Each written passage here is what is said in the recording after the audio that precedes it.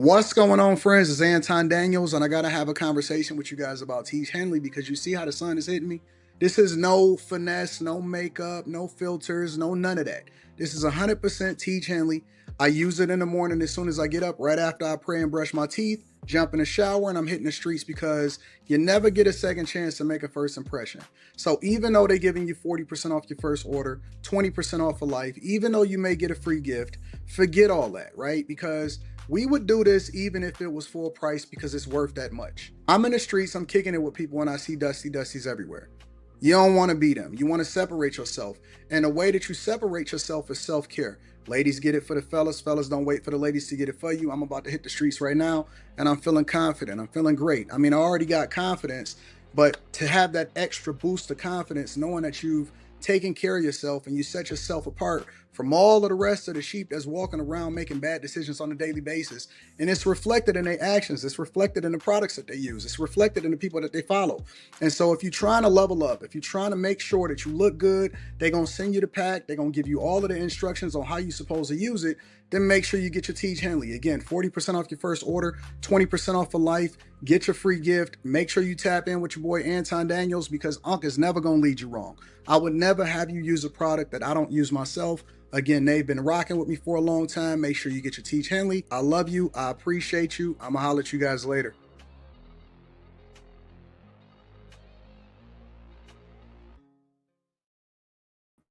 What's going on is Anton from AntonDaniels.com. I appreciate you guys for continuing to rock with me. Thank you for tuning in for another edition of the Millionaire Morning Show.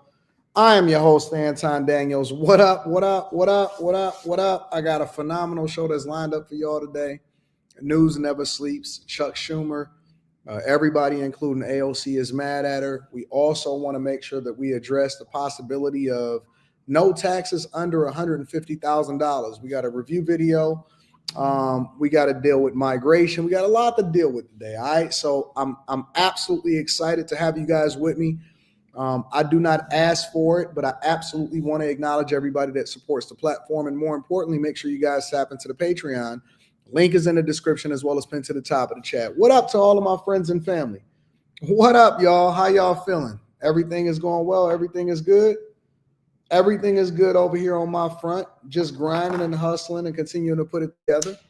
What up to everybody in the chat? Trini Life says, how are you, Anton? I'm phenomenal, bro. I'm doing really well. When is Mexico going to pay for that wall? What's up, my brother says Saint for life. Whoa, no taxes under $150,000. We're going to talk about it. We're going to talk about it because Howard Lutnick was having a conversation and he did an interview, and he's one of the people that's closest to Trump. And so we had that conversation. So we definitely going to jump into it. Millennial Mark TV says the best morning show in the world. Listen to you while you're getting ready for the bag. Good morning, brother. Good morning to all of my friends. What up? What up? What up? What up? What up? I'm thinking about, and I know I always go back and forth with this, but I am thinking about possibly moving the show up maybe an hour and a half to, instead of it being 10:30, 10:45 Eastern, maybe 9:30, 9:45 Eastern, and then maybe we'll extend the show like a half hour to an hour or something like that. That way, everybody is happy. You get an earlier group of people that absolutely enjoy the show, and then we make sure we accommodate and we still giving value to all of the people that rock with us throughout the afternoon. So I don't know. Y'all let me know what that is. I think that I was sleeping on that last night after we got off the after hours. I got to figure out how to lower after hours because after hours, we starting to get into the 3.5, 4-hour live stream mark. And I'm like, man, people got to get up and go to work in the morning. I don't have to necessarily get up and go anywhere. I get up early because I grind, but people be having to get up and do it. So I don't know. We'll see. What's up to all my friends and family in the chat?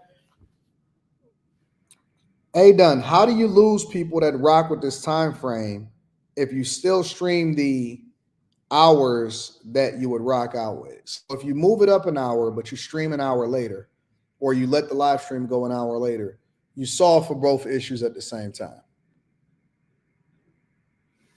I don't understand what you mean by that. That makes no sense to me whatsoever. Somebody explain it to me. If you move it up an hour, and then you stream longer, how do you lose anybody that rocks out during a specific time frame? Thank you, Cynthia Haynes. I appreciate the fact that you love the show.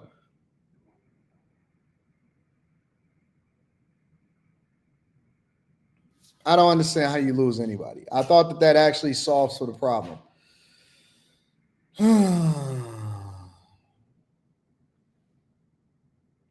It was a start time going from 10:45 to 9:40.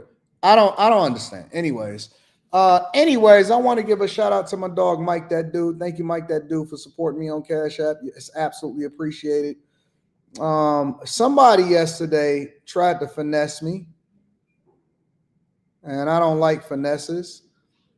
They said, "Hey, AD," and they called me AD like we did business before, like we exchanged commerce. They sent me a Cash App request and they said, "Hey, AD, can I get $1,555.97?" And the explanation was car trouble, expired registration, and court case. Now, I'm not going to show their name because I'm a nice person, but I do want to show the request. This is what it was for. I'm going to just leave it like that. All right. Now, obviously, Anton declined the request and I blocked the person. Now, let me just say this. The reason why I'm bringing this up is not to shame the person in particular, but the reason that I'm bringing this up is because of one reason and one reason only. Is because if you are not careful on Cash App, let me tell you what the finesse is. The finesse is to make the request because sometimes people make a mistake. And Cash App, they need to put some additional safeguards in because when you go to the request, you can make a mistake and hit the pay button instead of the decline button. And all it takes is a finger slip, you not paying attention, you hit it really quickly or whatever, so on and so forth. You can turn off requests. Oh, I didn't know you could turn off requests. All right, I'll look into that. But you can make a mistake and, you know what I'm saying, hit the finger and it doesn't give you a confirmation. So it's not user friendly in that it'll be like, hey, are you sure you want to pay this person? It just automatically confirms that you just give it a person some money. So you got to be very careful with that. I've never gotten finessed. I've never actually hit the pay button, but there is absolutely positively an easy way for y'all to get finessed. The next thing you know, you out of $1,500 and you got to be careful. You don't know these people. Why would I pay for your court case? You know what I'm saying? Like, it's weird. So that's the reason that I bring that up is because I don't want you guys to get finessed. I don't want you guys to be giving out money and all of that. Just be careful. Somebody said that they accidentally hit the button one time. Yep. Absolutely. So Annie Marie says, "Oh my God, After Hours has been phenomenal and worth getting off sleep for a little bit." Yeah. So listen, do not send me Cash App requests. I don't know you. I've never done business with you before. And I'm the type of person that actually go through and look at the history. So I'll look at if we've ever even interacted before or anything like that. And then we'll go from there. So anyways, yeah, life is good. You just got scammed on eBay. You still getting scammed on eBay, dog? You getting scammed on eBay, dog? Come on, bro. Kay Cooper says, "Where is Anton streaming from?" I'm streaming from the condo. You ain't never seen a condo before, Kay Cooper? Let me give you the view. Now we'll go ahead and get started with the show. That's Canada. See Canada over there? It's the Detroit River. This is Canada. All of that is Canada. All across there is Canada. And that's the General Motors building right there. That's General Motors headquarters. This right here used to be Cobo Hall, but now it's the Huntington Place. It's actually a convention center. This is where they had the Detroit Auto Show and all of that stuff. And then that's Detroit. And then it's all around. It's Detroit all around me. All right. So, and then it goes past there. So it's all the city all around me. So today I am streaming from the penthouse. All right. So this is where we will be doing the show today from. Make sure you guys hit a like for the algorithm, subscribe to the channel, and turn on your notifications. I might have to head over to Canada this weekend and get the sentiment of the people about how they feel about things. So yeah, that is Canada. Actually, it's so funny because the tunnel, if you look right here, that's the tunnel. That's the entrance for the tunnel to actually cross over into Canada. So yeah. That is the entrance for the tunnel to cross over into Canada. All right. So there you go. That is what's happening here in Michigan. I love Michigan. I love Detroit. I just love everything about what I do here. So, all right. So y'all ready to get started with the show? Again, make sure y'all hit a like for the algorithm, subscribe to the channel, and turn on your notifications. And let's get it popping. Co-worker just came back yesterday and said the food was trash. What, from Canada? Canada is just Mexico North. In the great words of Scott Steiner, have you been to Northern Canada? I have not been to Northern Canada. There is a new bridge. There's a new bridge that's basically, we got the regular Ambassador Bridge, and then you got the Gordie Howe Bridge that's being built over back and forth to Canada. So that is true. That is absolutely true. All right, y'all, let's go ahead and get started with the show. Make sure y'all hit a like for the algorithm, subscribe to the channel, and turn on your notifications. So the first thing that I want to talk about is protesters.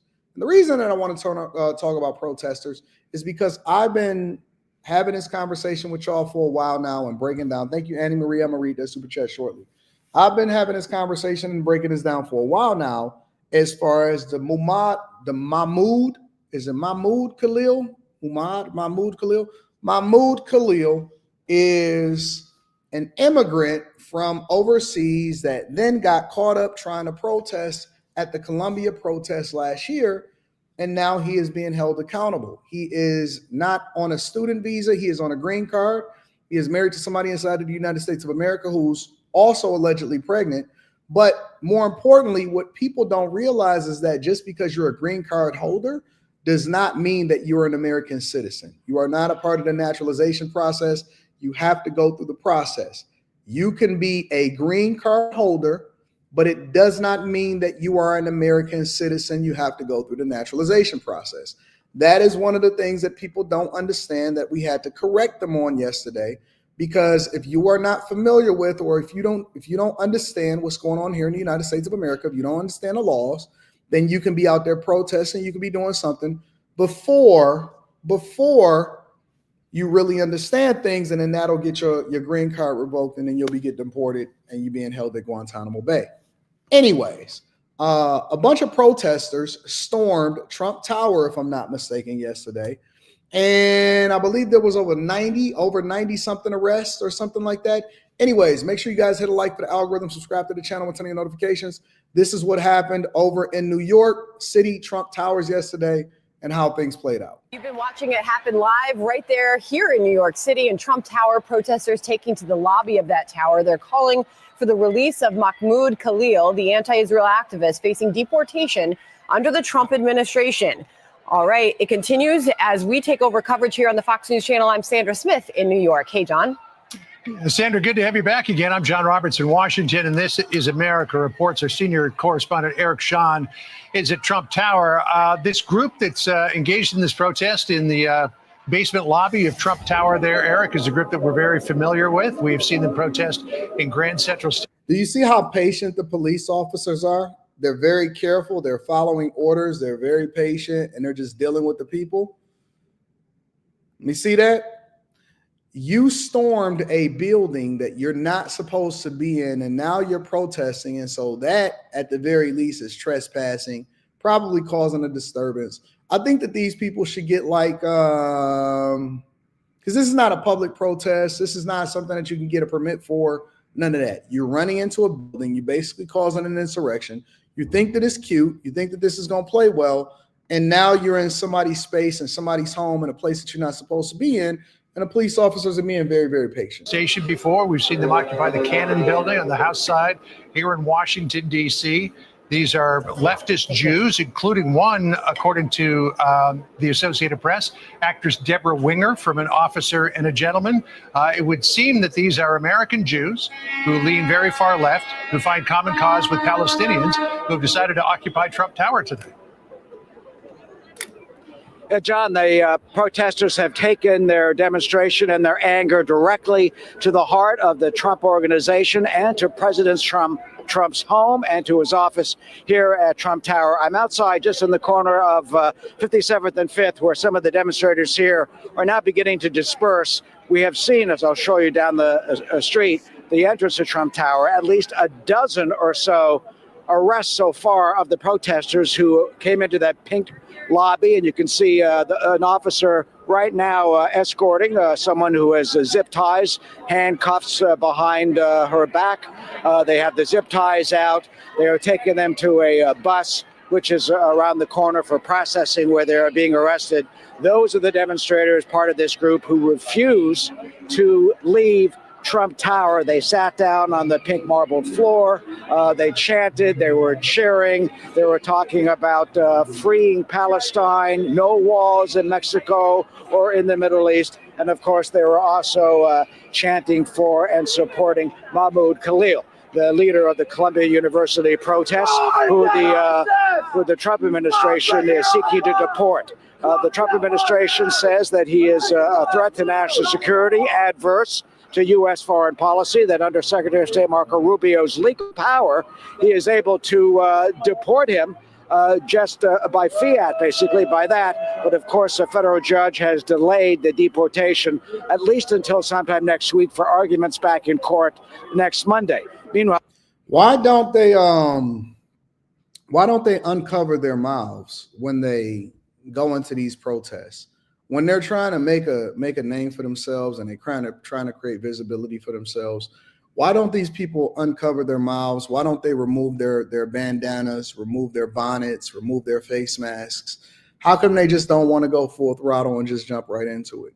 You know, the way that these people are protesting on behalf of this guy that is the leader of the protests that caused all of this disruption and the graduations to be canceled over at Columbia University last year. The only thing that I could remember in recent memory that we had this level of protest for was maybe George Floyd. Now, I don't think that you can compare it to George Floyd and the whole Black Lives Matters thing, which they're removing the Black Lives Matters painting and all of that, murals and stuff like that. All of that will be gone away and it'll be wiped away shortly. However, I haven't seen this level of visibility for people that are willing to get arrested since Black Lives Matters. Now, the difference is that we got a different president inside of the United States now. Biden was an enabler. Trump is a disabler. Biden was an enabler. Trump is a disabler. Trump don't believe that you're going to come in here and break the law and tear up and cause this protest and all of these issues, and you're not going to pay the consequences. You're going to pay the maximum consequence. And it's funny because I seen somebody in the chat, they said, why don't people bothering Trump? They're not bothering Trump. Trump is in D.C. or he in Mar-a-Lago. He don't even care about New York City. I'm not even sure that Trump cares about going to New York. Has Trump even remotely sent an envoy or went to New York City since he became president of the United States of America? If y'all didn't flip red and y'all still being blue and y'all still supporting this nonsense, Trump ain't tripping off of y'all. Trump be golfing. Kai Trump, his granddaughter is out there creating vlogs with Rory McElroy and all of this stuff. He not tripping off of y'all. Trump is just going to deport you. He's going to put the people in place, and you think that you exerting this energy is going to, drum up some kind of visibility, and that's going to change things that happen with the United States of America. It's not.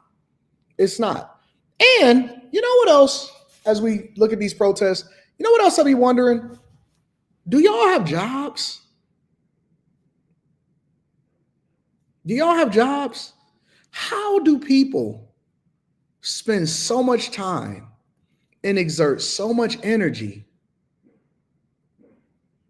when everybody's supposedly broke? Everybody is living paycheck to paycheck. People is talking about taxes is high.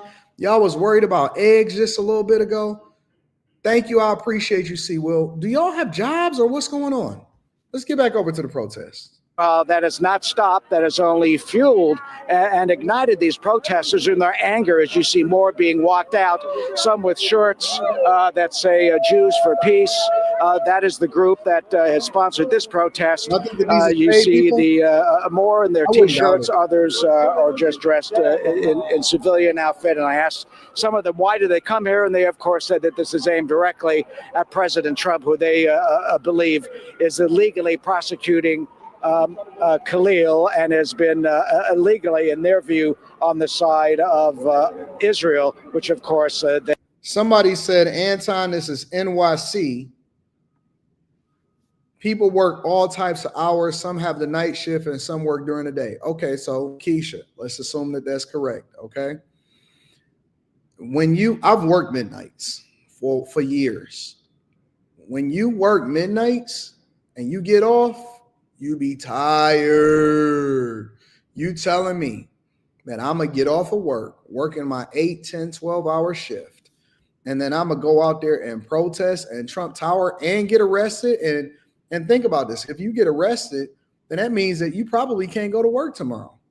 And if you get arrested over the weekend, I know here in Detroit, if you get arrested over the weekend, you don't see a judge till Monday, which means you got to spend your whole weekend locked up behind bars with a T-shirt on and waiting to see a judge so that you can ultimately try to get bond out. Nope, not gonna happen. And so as you see right here, they're just slowly, police officers are standing in line. They got their zip ties. They just arresting them one by one, and they taking them down to the precinct. 7th Street, not to be arrested. They were chanting, and the police obviously have a protocol for this. As you can see, one of the protesters is now sitting down on the street. This technically and legally can be considered resisting arrest. When you resist arrest, you don't have to fight back against a police officer. You don't have to punch them. This protester appears to have been sitting down right here on 5th Avenue in front of Trump Tower. And let's just wait and see. They'll probably pick that protester up. And that protester, in addition to being charged with civil disobedience and trespassing, will be picked up. As you can see, there is a potential resisting arrest charge right there. You're seeing live right here on the Fox News channel of a protester who not only was willing to be arrested inside, but also started to have her civil disobedience by conducting a resisting arrest count by sitting down on 5th Avenue outside the street. So it's a very orderly process, actually. And at some points it was celebratory by some of these protesters, because when the arrestees, those who were arrested, were being walked out, the crowd here on the street were cheering and chanting. Some of the protesters who were not arrested and came out of the lobby were waving their hands in the air and smiling and cheering. So the sense here is a mixture of, yes, you have the anger and the outrage that has been simmering here for so long over what they see as the unjust custody of Mahmoud Khalil, but also you have a sense of celebration that their view is being broadcast around the country, and that their voice is being heard by their daring to come into Trump Tower and pick the president's home to stage their sit-in and their protest just now. Yeah, as we've seen, Eric, with other previous protests from this group, they go into a facility or a building, occupy it and cause a ruckus. And then typically what we've seen in the past, and seems to be following the pattern here, is the police or the Capitol Police or whoever moves in and starts to disperse them. They go pretty peacefully, but they go out in what they believe is a celebration that they got their point across. A very small group there left in the lower lobby of Trump Tower there. The police will likely move them out, and let's hope that it remains peaceful as it has so far. Sandra? All right, John, let's bring in retired NYPD Inspector Paul. All right, so that is what's happening over New York. You keep trying to get me to take a flight to New York and all of this stuff, man. Every time that I think about going to New York, every time that there's a possibility of me going somewhere, including New York, I come across this, and it's almost like God is telling me, Anton, don't deal with that nonsense. New York, I'm not so sure about it. It don't seem safe. Yes, and our tax dollars is paying for this. It's stupid. It's just dumb, in my opinion. So Shout out to everybody that's getting arrested. Okay, and then somebody says, because I'm gonna read the super chat shortly. Somebody said, Anton, they're getting paid to do this or whatever, so on and so forth. Okay, but when you sign up to protest and you do this, because I think that he should be deported and I think he should be sent back to wherever it is that he came from. When you sign up to be one of these paid protesters, let's assume that you really are down for the cause, but at the same time, you want to take advantage of it financially. Does that include getting bailed out? Does that include your record? Are you getting paid for your jail time? Are you getting paid for the record that you create for yourself when you get arrested? Who bailed me out? You know what I'm saying? I don't know. Anyways, make sure y'all hit a like for the algorithm, subscribe to the channel, and turn on your notifications. Let me read some of these super chats, and then we're going to go ahead and get over to Chuck Schumer, all right? Annie Marie, what up to Annie Marie? I appreciate you for the super sticker. Jeweled Alchemy Soap Company says, Anton, we wanted to confirm that Miss Rita received the package we sent as a belated birthday gift. I think she did. Is that what that is behind me? I don't know. I'll figure it out in a second. Thank you, Jeweled Alchemy Soap Company. Cynthia Haynes says, Anton, happy 313 birthday. Anton, how do you feel about saving Detroit, Michigan, historical, beautiful crown jewel? The Renson, your advice and opinion are appreciated. I think that they need to tear it down.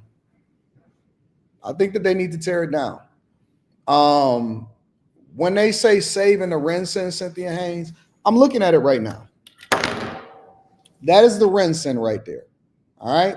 So what they're proposing is is 4 towers. Okay. So it's 2 on the other side of the big tower. All right. General Motors is moving from there to there, to here, right here. General Motors is moving from here to this new building right here. This is the Hudson's building. All right. This is also a mixed-use building. It's going to be a hotel, and it's also going to be residences. So I am scheduled to do a tour to see if I want to purchase a residence up there. All right. So me personally, I believe that they are looking to tear down the 2 front towers and leave the 2 back towers from the Renaissance Center. Now, the reason that they're proposing to tear down the two front towers, the front towers that actually border the Riverwalk, is because we have one of the best Riverwalks in the nation. And so what they're trying to do is make it a more walkable, usable space where people can bike and ride and all of that. And the Ren Center isn't even 60% occupied. So if you tear down the front two towers, you focus on continuing to fill up the other 2, but then you make it more mixed use. We don't want buildings. And listen, we went through that phase. We got rid of all of the abandoned buildings. We remixed them. We reused them. We kept the architecturally great ones. We tore down all of the abandoned houses. And now we have a population surplus. We have more housing. We got more building. Literally, it's construction cranes around my building, building more buildings right now. We don't want to hold on to stuff just for the sake of holding on. All right. We want to actually design things to be more user-friendly and to feed into the fabric of the city to allow for people to be more inviting and more invited coming downtown so that we can have a better time. I can go out right outside of my building and walk up the Riverwalk and run right into that right there. You can tear down them front 2. You can make it more user-friendly. They're looking to put construction in there. And I think that it would be better, me personally. I think that it would be a much, much, much, much, much better use of it as a person that uses this. I think it would be a better use, and I would think it would be more inviting. You're not going to miss those 2 front towers. It's not even fully occupied at all. It's not even remotely occupied. And just to have it up there for the sake of having it up there and the city continuing to fund it, that's stupid, man. Get rid of that stuff. All right. That's my opinion on this, Cynthia Haynes. Let me read some more super chats. It says, Shanice says, what do you think of GM planning to demolish a portion of the Renson building? Thank you for your knowledge. That's what I think, Shanice. That's my thoughts. I think it's a good thing. Hey, good morning, AD. How do you feel about your Pistons? I think that they're doing phenomenal. Just at the Pistons game, I pick and choose my spots. Tremaine Butler says, what up, though? I appreciate you, Tremaine. Yo, AD, yes, you can turn off requests on Cash App in the settings. You can either add a 2-step confirmation before sending any money, either a pen or a fingerprint. All right, I'm going to check into that. Thank you, Fi Brown. C. Will in the building. Shout out to my dog, C. Will says, what up to the Bag Chasers? Thanks for adding value to my life, bro. I just leveled up from 100,000 to 140,000. I interviewed like a king. Shout out to everybody that looks at that interview like a king. I'm still trying to reach a milestone you set for us at 250K. Just know that your work is not in vain and grinding. I don't even have my applause button, but see, Will, I appreciate you. I love you. This is why I don't mind taking money from people as far as when they contribute into the platform, because I know that you guys are getting just as much value. Thank you, C. Will. I appreciate you for holding me down. Pookie's friend Ray Ray says their job is protesting. They get views on their Facebook lives that pays them. I took some protesters up there the other day to exchange their cars for rims. Jesus Lord. AD, their jobs are to be protesters. They're getting paid under the table. Come on, bro. You know this already. Yeah, but who's paying for them to get out? Enjoying the new vlog. Very inspiring. Shout out to Kevin H. Rush King 19 says them smiling and caring or cheering because they got arrested is wild. They just want their face online so they can play Rosa Parks. It's hilarious. Last 4 years, no one protected but waited to vote. Put them in jail. I live in Michigan, but my job makes us travel to NYC sometimes, and it's every bit of what Cash Jordan says that it is. Shout out to Princeton. Thank you for letting me know. Mr. Lott says, I agree. At first, I didn't want the Rand Center torn down, but it looms over the Riverwalk now that I think about it. See, you know. Listen, most of the people that's complaining about it is not people that actually is here and using it anyway. Make sure y'all hit a like for the algorithm, subscribe to the channel, and turn on your notifications. I want to pivot, all right? I want to pivot. And I want to go over to Chuck Schumer because Democrats is mad. Democrats is mad. And do you want to know why they mad? Because everything, shout out to JP, I'm going to read that shortly. Everything that they're doing is falling apart. Everything that they're doing is falling apart. All of the protests, all of the online, all of their town halls, all of their content creation that they're doing, all of the pick your Democrat, all of that stuff is failing miserably. Now, we know that the House recently passed a reconciliation that allows for us to keep the government open and make sure that people still get their paychecks. But we also know that Democrats are angry and they refuse it, all except for one. They refuse to work with Republicans to make sure that we get a budget that actually satisfies the agenda of the American people. All right. Now, one of the things that they wanted to do is they wanted to ensure that all of the members in the Democratic Party is holding on and holding the line to try to prevent Trump and prevent Republicans and prevent the federal government from being open. Well, Chuck Schumer did a whole video yesterday, and he explained exactly why he sided with Republicans in keeping the government open. This is his speech. The United States has confronted a very bitter truth. The federal government has been taken over by a nihilist. Donald Trump, in 2 months, has taken a blowtorch to our country and wielded chaos like a weapon. Republicans in Congress, meanwhile, have caved to his every whim. The grand old party has devolved into a crowd of Trump sycophants and MAGA radicals who want to burn everything to the ground. Look no further than what Doge is doing. Now Republicans' nihilism has brought us to the brink of disaster. And I want to make sure that I play the whole thing. I don't like taking out clips if I don't have to. I don't want to get into none of that. I want to make sure that I play the whole thing so that you can get the full context. Right after that, we're going to go over to AOC because she jumped on CNN to give her thoughts. Unless Congress acts, the federal government will shut down tomorrow at midnight.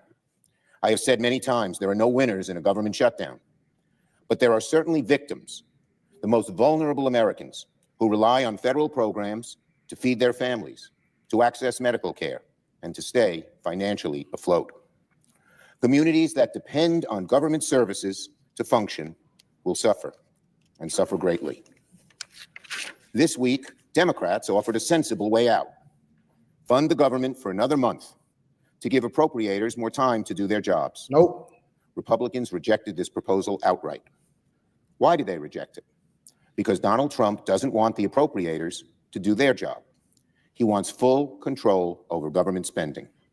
He isn't the first president to want this, but he's the first president to cower his party into submission. so that Republican rejection leads us to a decision. That Republican rejection leads us to a decision. And it's not really a decision, it's a Hobson's choice. Either proceed with the bill before us or risk Donald Trump throwing America into the chaos of a shutdown. This, in my view, is no choice at all. While the CR bill is very bad, the potential for a shutdown has consequences for America that are much, much worse. For sure, the Republican bill is a terrible option.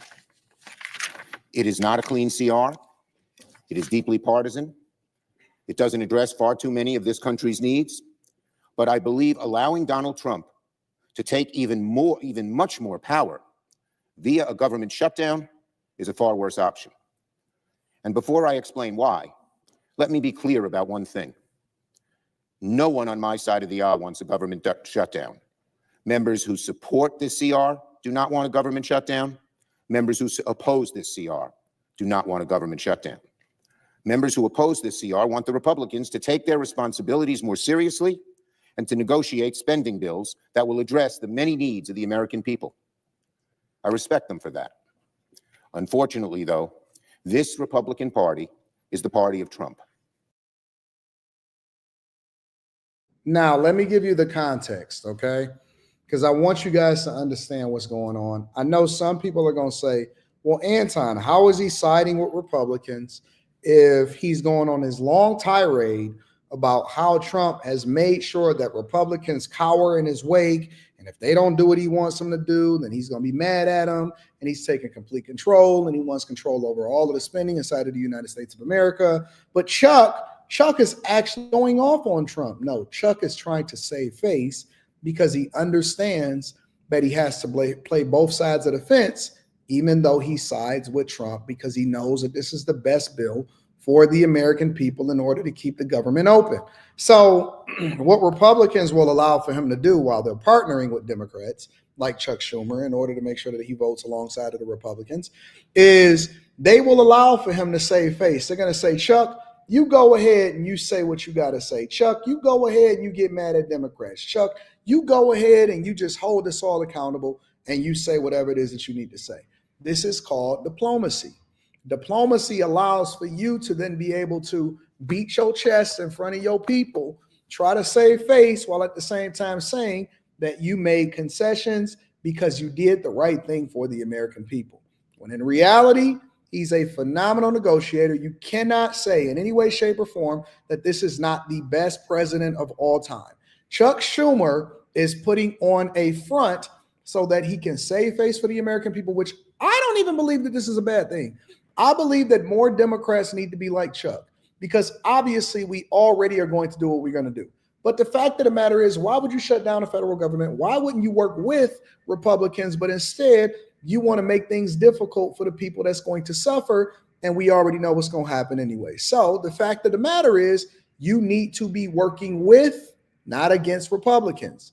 And we are not going to experience a government shutdown. Thank you, Chuck. But let's hear what else he got to say as to why he is not going to, that he's going to vote to keep the government open. As bad as passing the CR is, as I said, allowing Donald Trump to take even much more power via a government shutdown is a far worse option. First, a shutdown would give Donald Trump and Elon Musk carte blanche to destroy vital government services at a significantly faster rate than they can right now. Under a shutdown, the Trump administration would have full authority to deem whole agencies, programs, and personnel non-essential, furloughing staff with no promise they would ever be rehired. The decision on what is essential would be solely left to the executive branch, with nobody left at the agencies to check them. In short, a shutdown would give Donald Trump, Elon Musk, and Doge, and vote, the keys to the city, state, and country.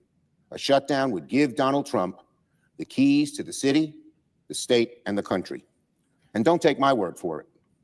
Musk has said aloud he wants a shutdown.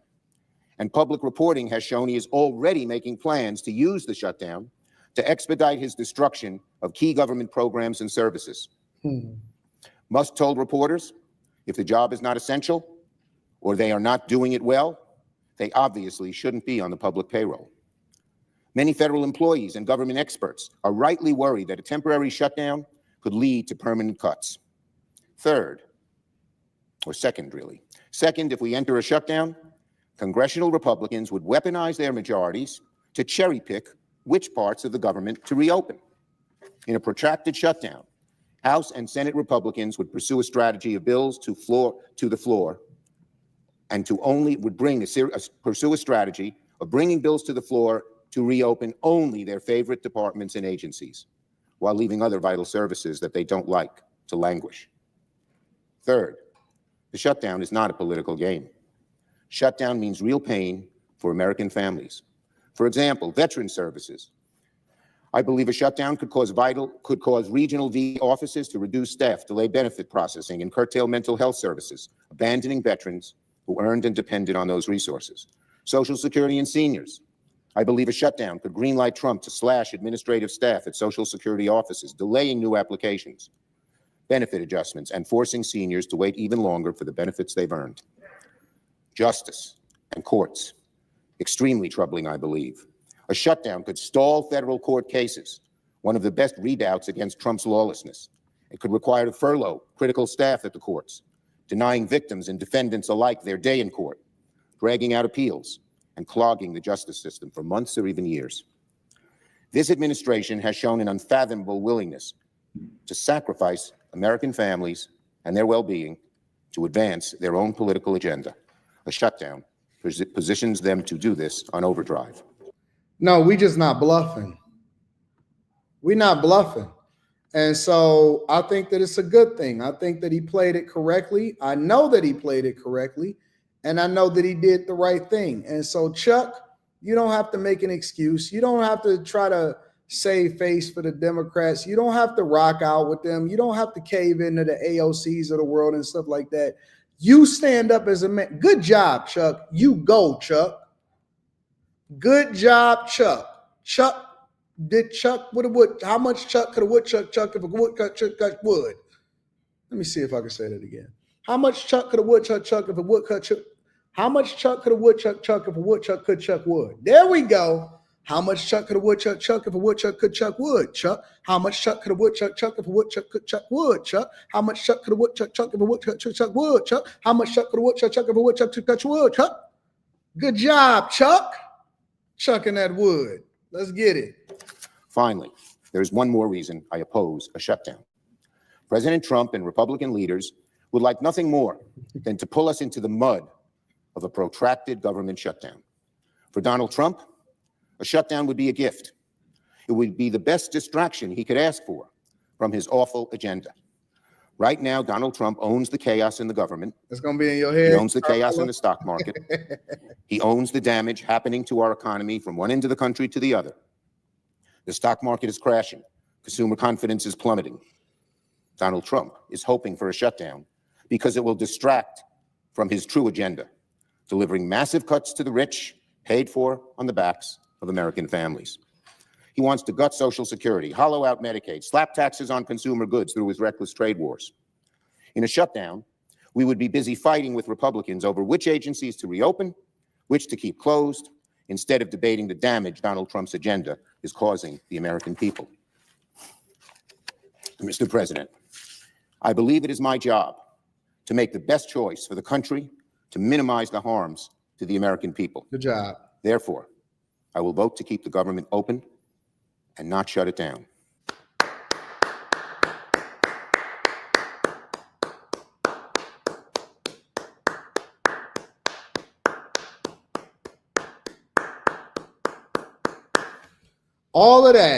All of that speech, all of that talking, all of that, oh my God, I'm not going to do it because I don't want people to be hurt. I'm going to minimize things.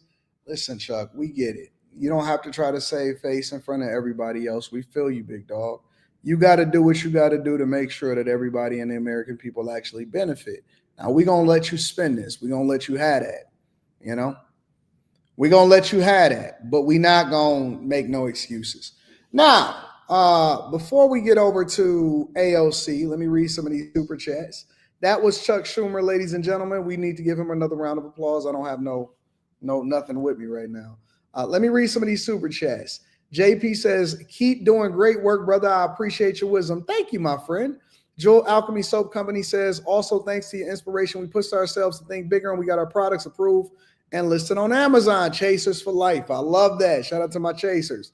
The Sun says, from 1996, when Schumer was running for a House seat, to 2010, Trump donated roughly $9,000 directly to the New York Democrats campaign, according to the Federal Election Commission filings. A-Man says, definitely seemed like the Democrats want America to fail after stealing from America. And Lil Light says, hey, Anton, I hope all is well. Everything is awesome. I got a little bit of a headache, but that ain't nothing that a little bit of water can't solve. So make sure y'all tune in. Make sure y'all tap in. If this is your first time here, make sure you tap into the Patreon. Link is in the description, and make sure you also hit a like for the algorithm. And then secondly, if this is more, you've been here more than once, make sure you subscribe to the channel and turn on your notifications. All right. But there's some people that's mad. And some of the people that are mad at Chuck is AOC. Now, AOC decided that she wanted to go on CNN and that she wanted to get out her grievances. And so, you know us, we like to be objective as much as we possibly can, in addition to sharing our opinions. So I thought that it would be good for us to go ahead and just display some of what AOC was saying so that we can get her thoughts on why she's mad at Chuck Schumer for not holding the line with Democrats, but instead making sure that he voted to pass the budget. I've been urging people to call their senators, tell them to vote no on cloture, which allows the bill to go forward for a vote of just a simple majority, and to vote no on the vote for a simple majority on the Republican bill. What do you say to the counter argument of, like, a government shutdown hurts the country, hurts the people you represent, from Queens and the Bronx? Absolutely. And that is why House Democrats have laid out a plan, as well as several Senate Democrats laid out a plan to keep government open for another 30 days as Republicans negotiate a deal with Democrats in order to have an extended government funding bill. But the House would have to come back into session, right? I mean, but House Democrats are in town. I mean, No. Listen, y'all. Listen. Here's the thing. We don't want to keep extending the deadline talking about we negotiating. We're not doing that no more. We done with that. We're done with extending deadlines and negotiating. Okay? We're going to solve for this once and for all. We don't need another 30 days. We done with the 30 day. No, this is not federal workforces. This is not the way that we do business. In the real world, we get things done. We set a budget. We make sure that we check in on that budget quarterly, and then we push it. We are not extending anything else in order to try to keep the government open. We want something done final and for all. Chuck Schumer actually did what he was supposed to do, and shout out to him. Your solution doesn't work, AOC. We're afraid of working? Is that the problem here? That the idea that, God forbid, members of Congress have to fly back and do their jobs? I mean, okay. Genuinely, come on. So Chuck Schumer, I guess the Senate Democratic leader, your senator, said at this meeting that he is going to vote for cloture. He is going to vote to allow there to be a simple majority vote. You think that's wrong? I believe that's a tremendous mistake. Yes. Why? I think, well, first and foremost, the American people, if anyone has held a town hall or has seen what has been happening in town halls, American people, whether they are Republicans, independents, Democrats, are up in arms about Elon Musk and the actual gutting of federal agencies across the board. This continuing resolution codifies much of this chaos that Elon Musk is wreaking havoc on the federal government. It codifies many of those changes. It sacrifices and completely eliminates congressional authority in order to review these impulsive Trump tariffs that he's switching on and off. And on top of that, for folks who are concerned about effectiveness in government, this Republican extreme spending bill removes all of the guardrails and all of the accountability measures to ensure that money is being spent in the way that Congress has directed for it to be spent. Now, respectfully, AOC, we no longer care about what Congress is doing because, honestly, I think that y'all need term limits. And then more importantly, I think that y'all have been neglecting to do your job effectively for a long time now. So we don't need y'all guardrails. What we want is transformation. And what we need is for all of these government agencies, look, for years, one of the pillars of the Republican Party and conservatives is that we need less government, not more. And a lot of people don't understand this concept. We need smaller government. We don't need bloated governments. We don't need millions and millions of people working for the federal government, being subsidized by taxpayer dollars. What that does is it raises the cost of doing business. It raises inflation. It actually costs you more in taxpayer dollars. You have to pay higher taxes. They pass that cost all over to you, and they nickel and dime you to death. And what it does is it strips away your ability to actually feed into your family, because we basically getting fleeced by the federal government. And so for all of you people that are liberal, or all of the people that actually don't understand what's going on, I'm telling you that you are so used to doing business as usual. You have basically normalized the trauma that comes with having big government and all of the problems that obviously impact us after that, that you don't know your left from your right anymore. You think it's normal for you to be paying this egregious amount of taxes. You think it's normal for you to be poor. You think it's normal. When we were coming up, we were told that Democrats was for the poor and Republicans are for the rich. Boy, how wrong were we? We never could have been more wrong. We need smaller government. We need to gut these government agencies. We don't need this agency sending money over into Africa. We don't need this agency sending money over to Egypt. We don't need this agency sending money over to here. We don't need this agency overseeing what's going on to make sure that we got a whole bunch of bureaucratic nonsense and red tape to prevent us from doing the things that we know that need to do. We need to make sure that we pay down the federal deficit, reduce our costs, and make it easier on people, and eventually pass those costs over to the consumers and the taxpayer in the form of lower taxes. I don't even think that we need any stimulus checks anymore. I think that instead of having a stimulus check, we should have lower taxes. Instead of having stimulus checks, I believe that we should have lower taxes. That's what I believe personally. This turns the federal government into a slush fund for Donald Trump and Elon Musk. It sacrifices congressional authority, and it is deeply partisan. And so to me, it is almost unthinkable. Somebody said, Anton, you bugging, give me my bread. What bread? Don't you know that when you pay extra in taxes, that is your bread? Think about it like this. Let's say, for example, you paying more in taxes. Let's say you paying 10 grand more in taxes than you probably should be, because we're not operating the federal government efficiently. But then in that 10 grand, they say, hey, listen, I'm gonna give you a $5,000 stimulus checks, which satisfies you because it's a lump sum. But in reality, you're just being taken advantage of. Who's the loser? Who's the loser? Who's the loser? You're the loser. Your every single paycheck, you'd be like, man, this is not going far enough and all of this stuff. If I say, hey, man, give me 10K and I'll give you 5K back, but I hold on to your 10K for a long time. So when I give you a $5,000 paycheck, you'd be like, man, Anton really coming through for me. How does that benefit you? But if I say, hey, man, keep your money, and then this is the investments in a way that you need to spend it to make sure that your family is more taken care of and you got more money in your pocket to do the things that you want to do, that makes more sense. But we so short-sighted. You can't wait to get a check so you can go and trick it off on a hoe. Hold on to your money, big dog.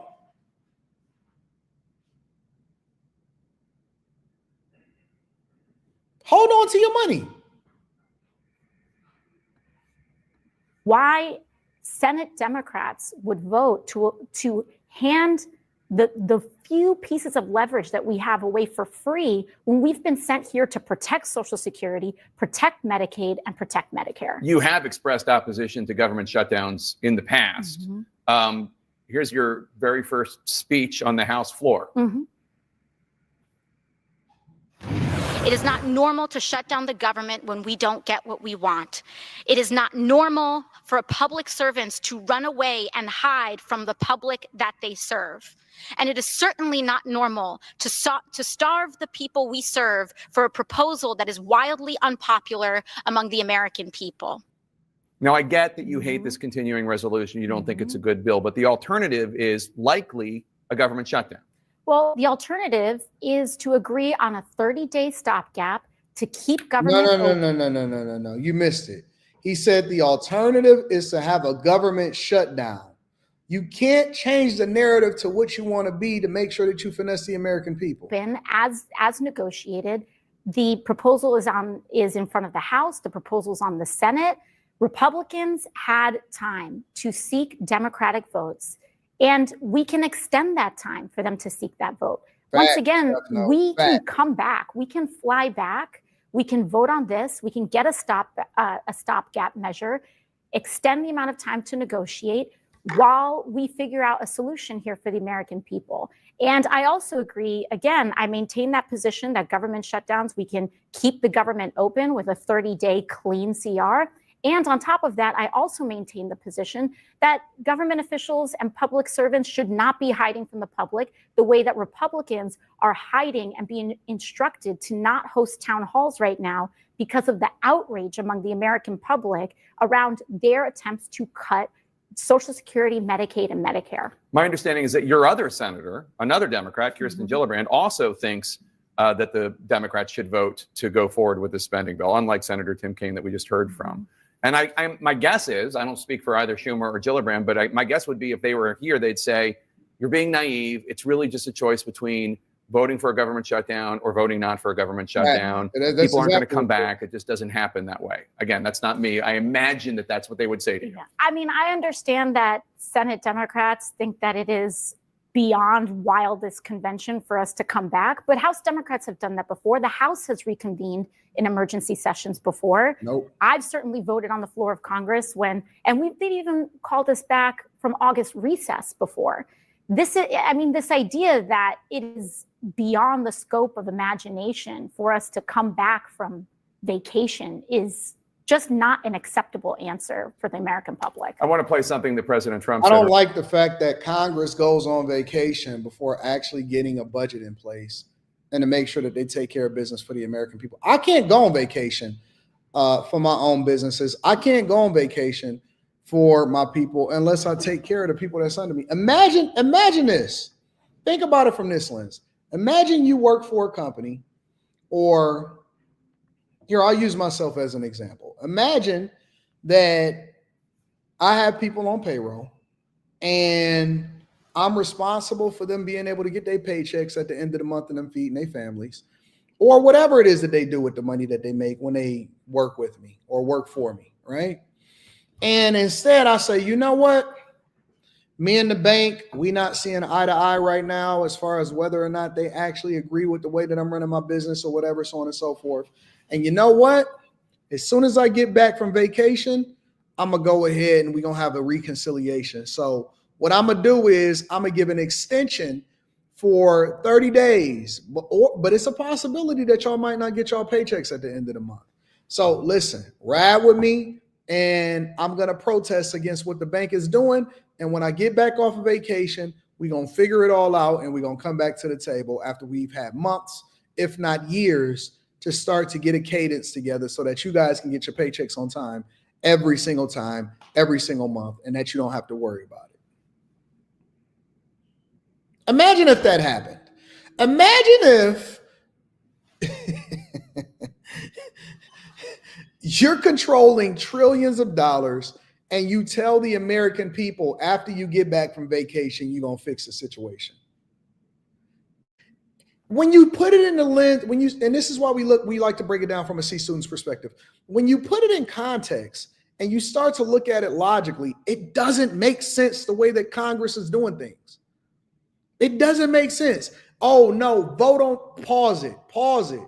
Okay, so what happens if you don't vote for it? Well, we got one or two options. Either we can bank on the Republicans saying, you know what, we're not going to shut the government down and we're going to reconvene for 30 days, or we can shut the government down and see what happens and wing it. And the American people are the ones that suffer as a result of it. Man, get the hell out of here, bro. And you know, she's too far removed from being a waitress. Earlier today, take a listen. If it's shut down, it's only going to be, if there's a shutdown, it's only because of the Democrats, and they would really be taking away a lot from our country and from the people of our country. Your colleagues, House Republicans, are already using the term Schumer shutdown, which has that nice alliterative style. Are you not worried at all about Democrats taking the heat for the shutdown? We know, and the American people are not going to have the wool pulled over their eyes. Everybody knows that Donald Trump is president, that Republicans have the Senate, and Republicans have the House. They have the keys to the entire United States government. And if Republicans wanted to avert a shutdown, they can. They can. They can, if they need Democratic votes, then they can negotiate with Democrats to get those votes. They already did. It is simple. We sent Chuck Schumer the bag. You know what I'm saying? We already did. You know, I think it's a disconnect here. Honest to God, I think it's a disconnect. The disconnect is that Democrats, for some reason, think that they have leverage. They don't. What do you mean if we want to avoid a government shutdown? We just did. Are you not listening to what's going on? Did you not pay attention to what Chuck Schumer said? Are you not understanding that Americans are saying that you guys have a 21% approval rating, that we are moving forward with the speed of an Olympic sprinter, regardless of whether you're on board or not? They are, honestly, I honestly think today's Democrats are so far removed from reality that they actually believe that they got leverage. What do you mean we can avoid it? We already did. We doing what we want to do. You just looking stupid on the side of on the side of, we already got a party going on in here. You just decided that you wanted to stay in the car. What Democrats are doing is the equivalent of pulling up to a party and letting your homeboy get out. He gonna come in and party with us, and then he gonna come and get back in the car after the party is over and you waiting for him to get done. And he gonna say, man, that party wasn't no good at all, but he was in there having a good time. The way that my mind works, y'all, honestly, the way that my mind works is this. I always like to break things down to a C student's perspective so that I can better understand, whether it's corporate America, whether it's politics, whether it's money, whether it's all of that, right? And so I bring it back down to a space that I can relate it to. And I remember this, and this is always going to stick in my head. When I have events at the studio, and y'all will be exposed to this, unfortunately, through my vlogs and stuff. When I have events at my studio, or let's just say, for example, I'm having a thing where maybe I'm recording a podcast and I have a whole bunch of people there, and it usually is a bunch of girls. And the girls are incredibly pretty a lot of times. And sometimes those girls are reached out to on social media platforms. Or we'll see somebody and they'll be like, Anton, they rocking with you, this girl want to come or whatever. I say, you know her? And they say, yeah, we know her. I said, okay, cool. And I said, all right, I got her on the phone. Just sort of, okay, cool. So we invite her. All right, give me the phone. I'll talk to her. What's up? Hey, what's happening? Oh, I love your show, Anton. I love what you do. I'm always looking at the Millionaire Morning Show. I'm always looking at the Anton Daniels channel. Okay, cool. You want to come to the studio? We got a little thing tonight. It's going to be popping. You can come through it Saturday night. What's happening? Oh, yeah, I'll be there. Okay, cool. So then we got security guards and we got security, and you can't even get in the door without a code or whatever. So somebody got to come down there and get you. Usually I'm the person that comes down to get you. So now I come down and I come and get you, and I'm gonna tie this in, right? I'm gonna tie it into how I see things. I'll come down and then I'll come and get you from the door. So she'll come in and it'll just be her. And then I'll look out the door because, you know, it's all glass windows, and I look out the door and I see her man in the car. And I'm like, that's weird. Why is he in the car? So then she'll come in. Honest to God, this is on everything. She'll come in and she dressed to the nines, and, you know, we got the liquor, and then we make her sign the paperwork. Hey, you consent to being here. You consent to whatever happens.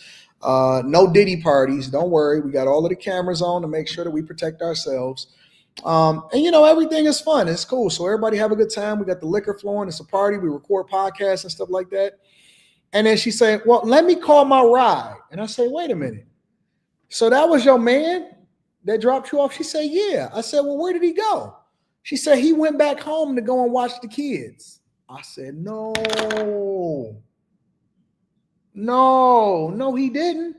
She said, yeah. I said, how you convince him of that? I said, you don't even know us. I said, you ain't never, oh, but I love you. I watch you online. I said, okay. I said, so he gonna come and pick you up? Yeah, because he know I've been drinking and stuff like that. I said, word? That's crazy. That's crazy. And I equate AOC to be the man that dropped off Chuck Schumer to come and party with us at the studio. And then she's gonna come and pick us up, and then she's gonna say, see, I told you it wasn't nothing popping. And Chuck is gonna get in the car and say, you know what? I agree. Wasn't nothing happening there. I don't even like him, but I'm gonna come back next week to see if it's something different, because it wasn't what I thought it was gonna be, but maybe it'll be different next week. That's how I equate. That is how I equate, honestly.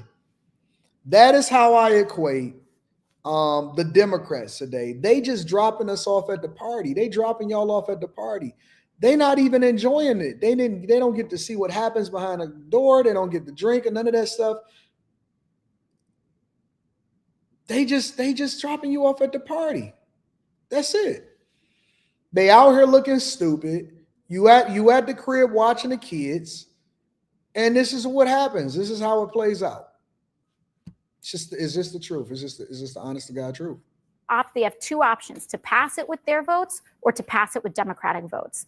And we also see the data bearing this out. Mm-hmm. When you look at public polling from very reputable firms, we see that the American people understand that, and they know that the party in charge of government is the party that's in charge of keeping government open. What do you think of the job Democratic leaders are doing, not just Senate Democratic leaders, but also Hakeem Jeffries, the Democratic leader in the House, your fellow New Yorker, in terms of standing up to Trump?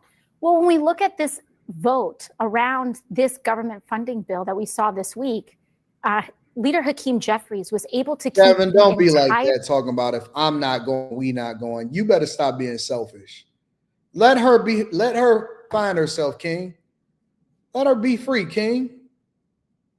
House Democratic Caucus united and together. Except for Jared Golden. Right. Every single House Democrat, including every single House Democrat who won a Trump district, except for one out of over 200, voted against this deeply partisan, extreme Republican spending bill. Not just because they're Democrats, but because they know it's bad for the country. Mm-hmm. This bill is bad for the country. All right, AOC, but listen, we appreciate you for continuing to go on CNN and giving us content to react to, but respectfully, we're not going to even take into consideration what you're saying, and we had a good time. We continuing to fund the government, and it's a blessing. Anyways, make sure you hit a like for the algorithm, subscribe to the channel. She is free. We free together. I want to party too. It's not the same. No. Listen, you know why I forbid.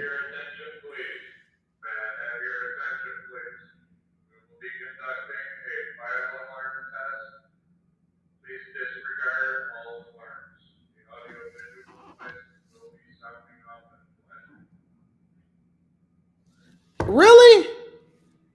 The one day that I decide to work from home this week, now they want to do a fire alarm test? Come on, man. This can't be life. This can't be life, y'all. No way. No way. No way that we about to do a fire alarm test in my building. Did y'all hear that? Did y'all hear the whole thing?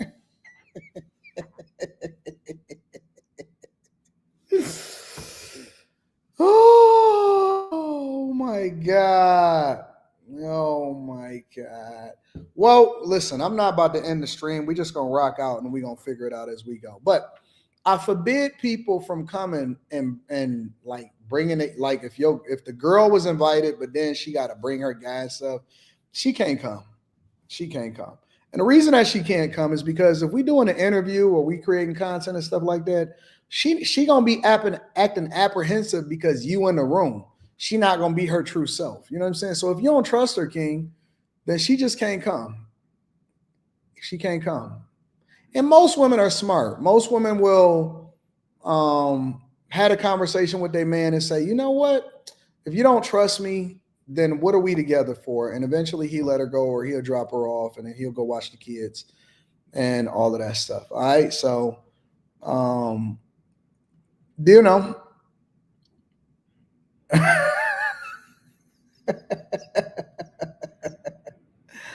Man, if y'all don't let that girl be free, then you acting extra. Don't be extra. Don't be extra.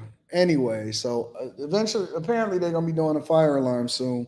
I'm kind of reserved about going over to the next subject. So let me read some of the super chats. May I have your attention, please?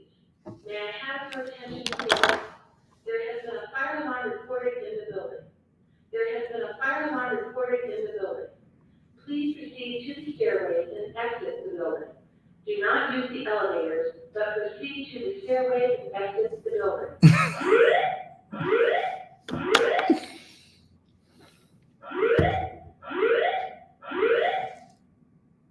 May I have your attention, please? May I have your attention, please? There has been a fire alarm reported in the building. There has been a fire alarm reported in the building. Please proceed to the stairways and exit the building. Do not use the elevators, but proceed to the stairways and exit the building.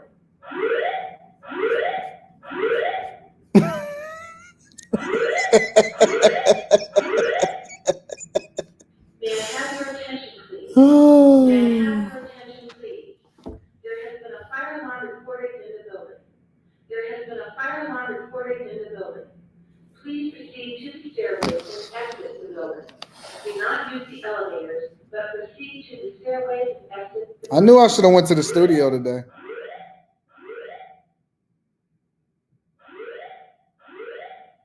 How long is this fire alarm, yo? May I have your attention, please? May I have your attention, please?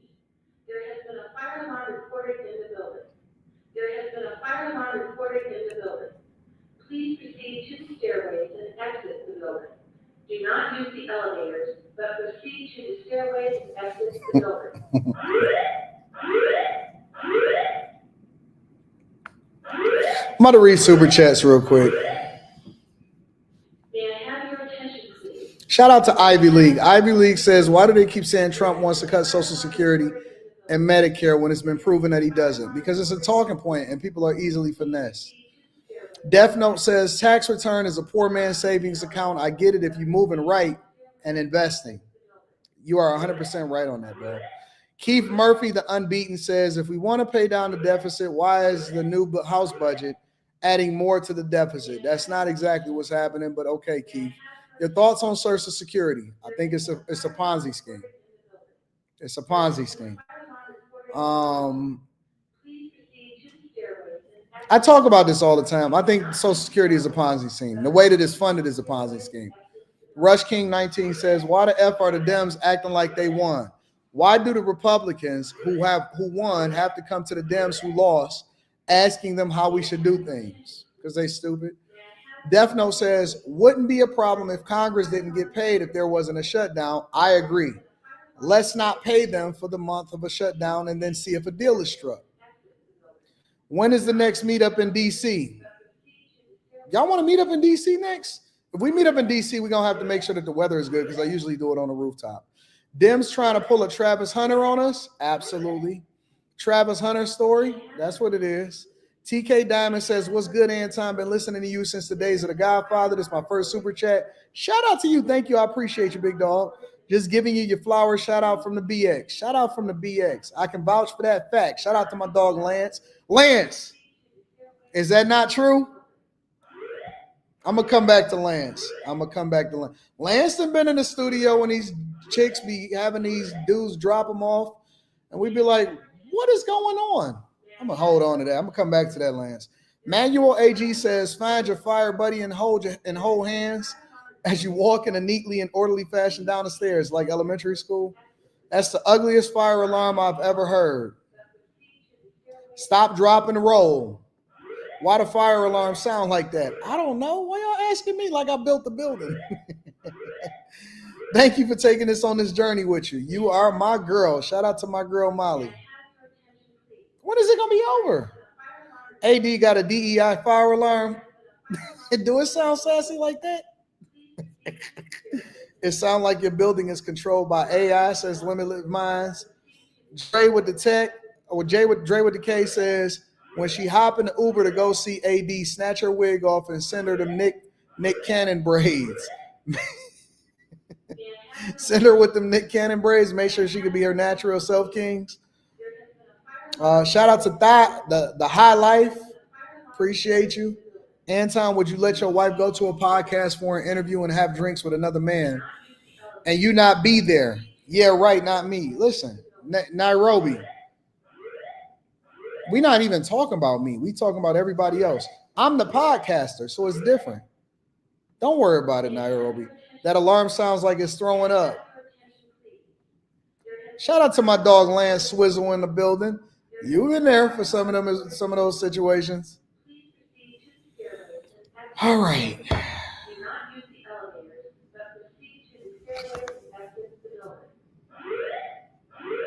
This can't go on much longer.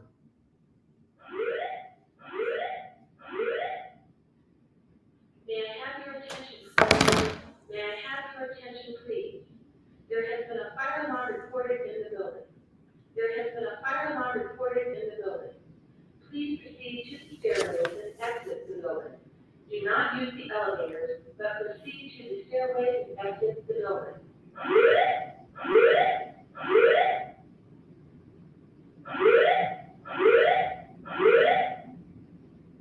May I have your attention, please? May I have your attention, please? There has been a fire alarm reported in the building. Please proceed to the stairways and exit the building. Do not use the elevators, but proceed to the stairways and exit the building.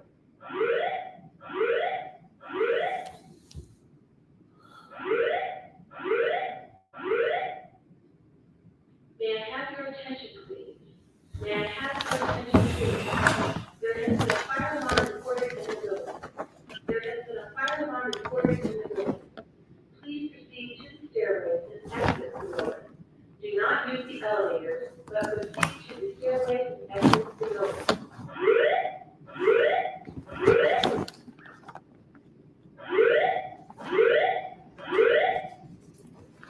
May I have your attention, please? May I have your attention, please? There has been a fire alarm reported in the building. Please proceed to the stairways and exit the building. Do not use the elevators, but proceed to the stairways and exit the building.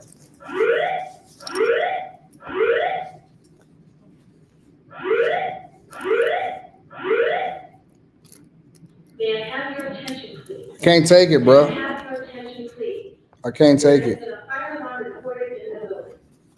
has been a fire alarm reported in the building. Please proceed to the stairways and exit the building. Do not use the elevators, but proceed to the stairways and exit the building.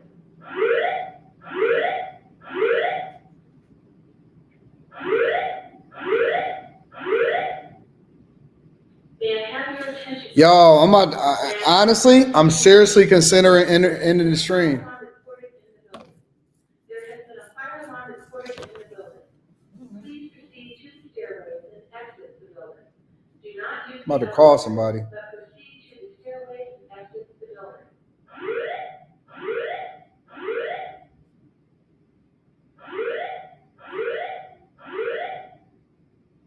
May I have your attention, please?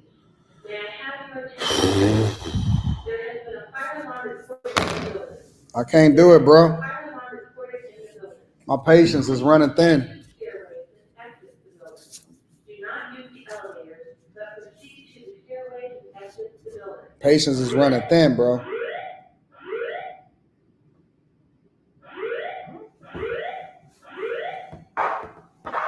I have your attention, please?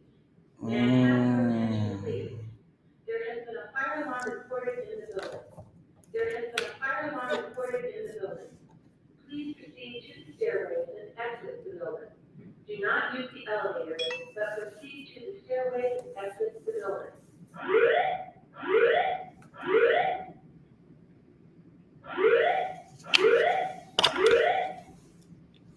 May I have your attention, please? May I have your attention? So, I am in the middle of a live stream. I'm in the middle of a live stream, and I was not aware that we were already doing a fire alarm, right? So I'm online right now. I'm literally live. Here, let me show you guys what's going on. So over 4,000 people inside of there. I'm actually live, and we're sitting here, and this fire alarm has been going on for at least 10, 15 minutes, and I don't know what to do. So I'm in a dilemma right now. I'm in a pickle, and the goal is to actually finish this live stream. However, I'm strongly considering ending the live stream, and I know that I need to have a lot more patience, but we'll see what happens. I'll let you guys know afterwards.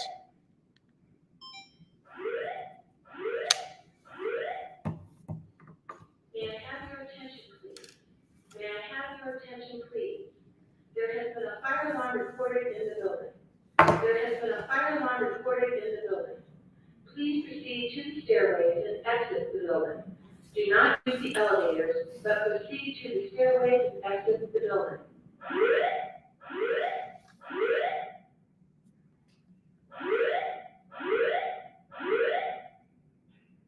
May I have your attention, please?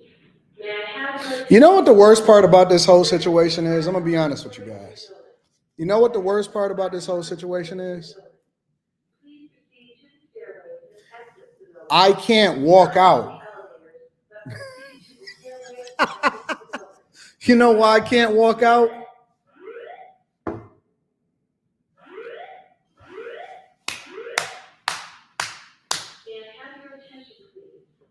I can't walk out. I can't even get up and walk to the back or walk over there or go outside, because as long as I got this camera on, I got to sit here in this seat and have this conversation with you.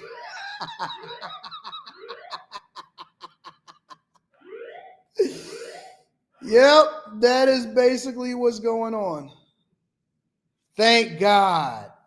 Oh my God. Oh, Jesus. I got nice legs though. I got beautiful legs though. Yes, I do. Got my Yeezy slides on. Got some pretty legs.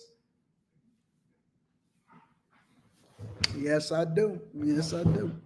Anyways, make sure y'all hit a like for the algorithm, subscribe to the channel. And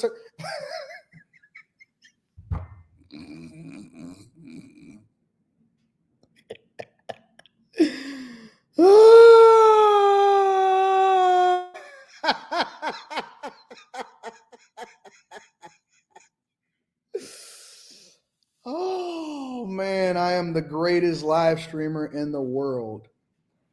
I am the greatest live streamer, and I got my slides is dope too. And I have guest slides, so anybody that wants to come over, I got guest easy slides, so you can go ahead and get your Yeezy on, and so we good. Y'all ready?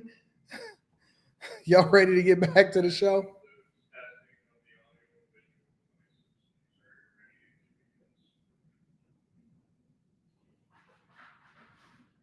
All right, let's get back to the show. Anyways, make sure you hit a like for the algorithm, subscribe to the channel, and turn on your notifications.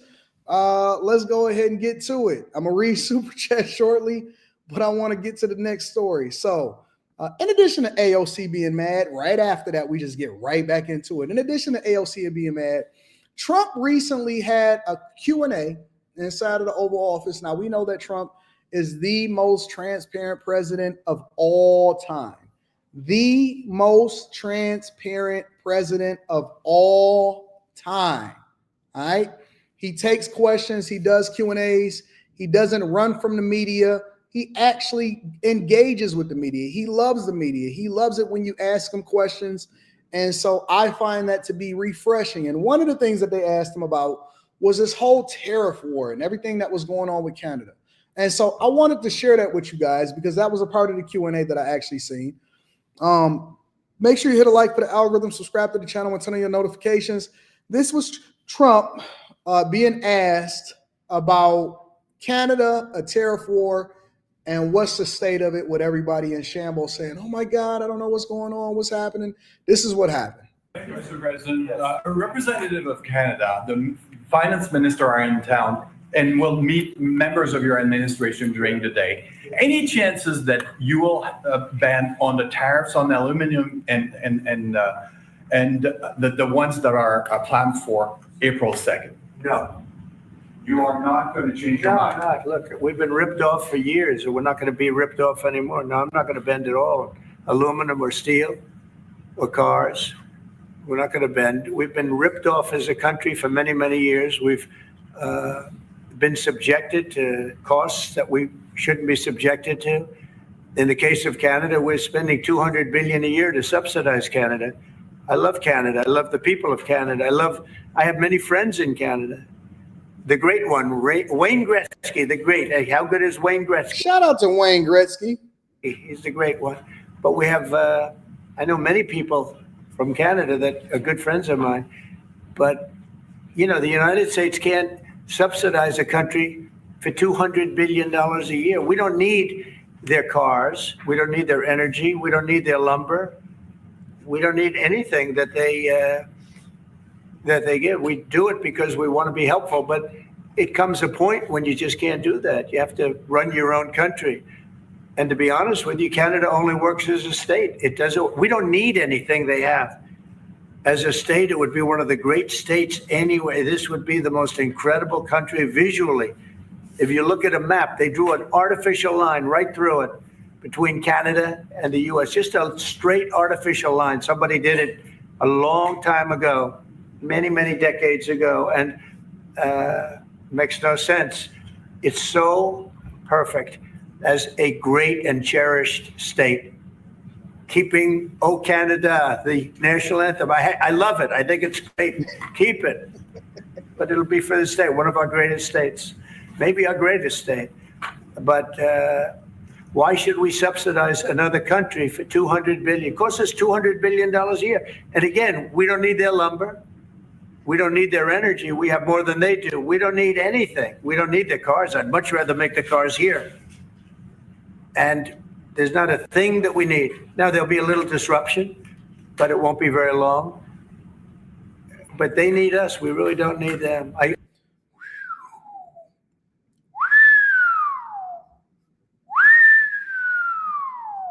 Now, somebody in the chat actually put it correctly.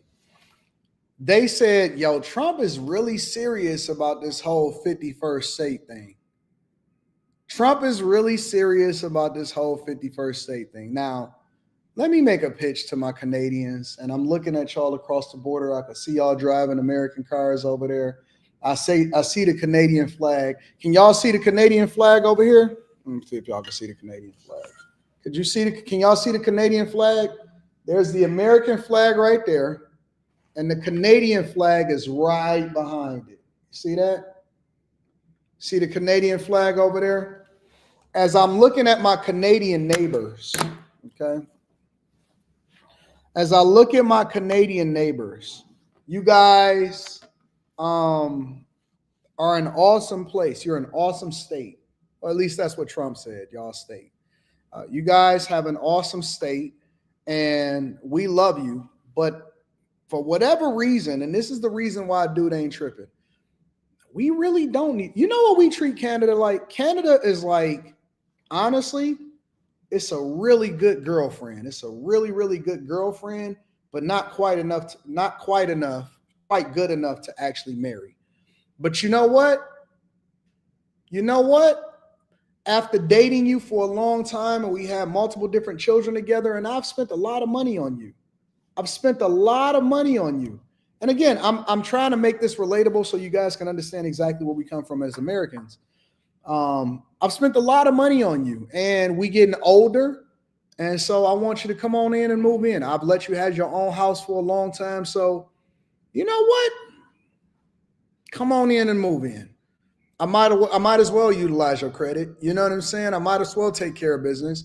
That's how we kind of see Canada. You know what I'm saying? Like, y'all cool, but it's not something that you go out of your way to go to. I've been living here in Detroit for a long time, and we've went over to Canada maybe, 3 or 4 times. People will travel all the way over to a completely different country and spend an extended period of time in there.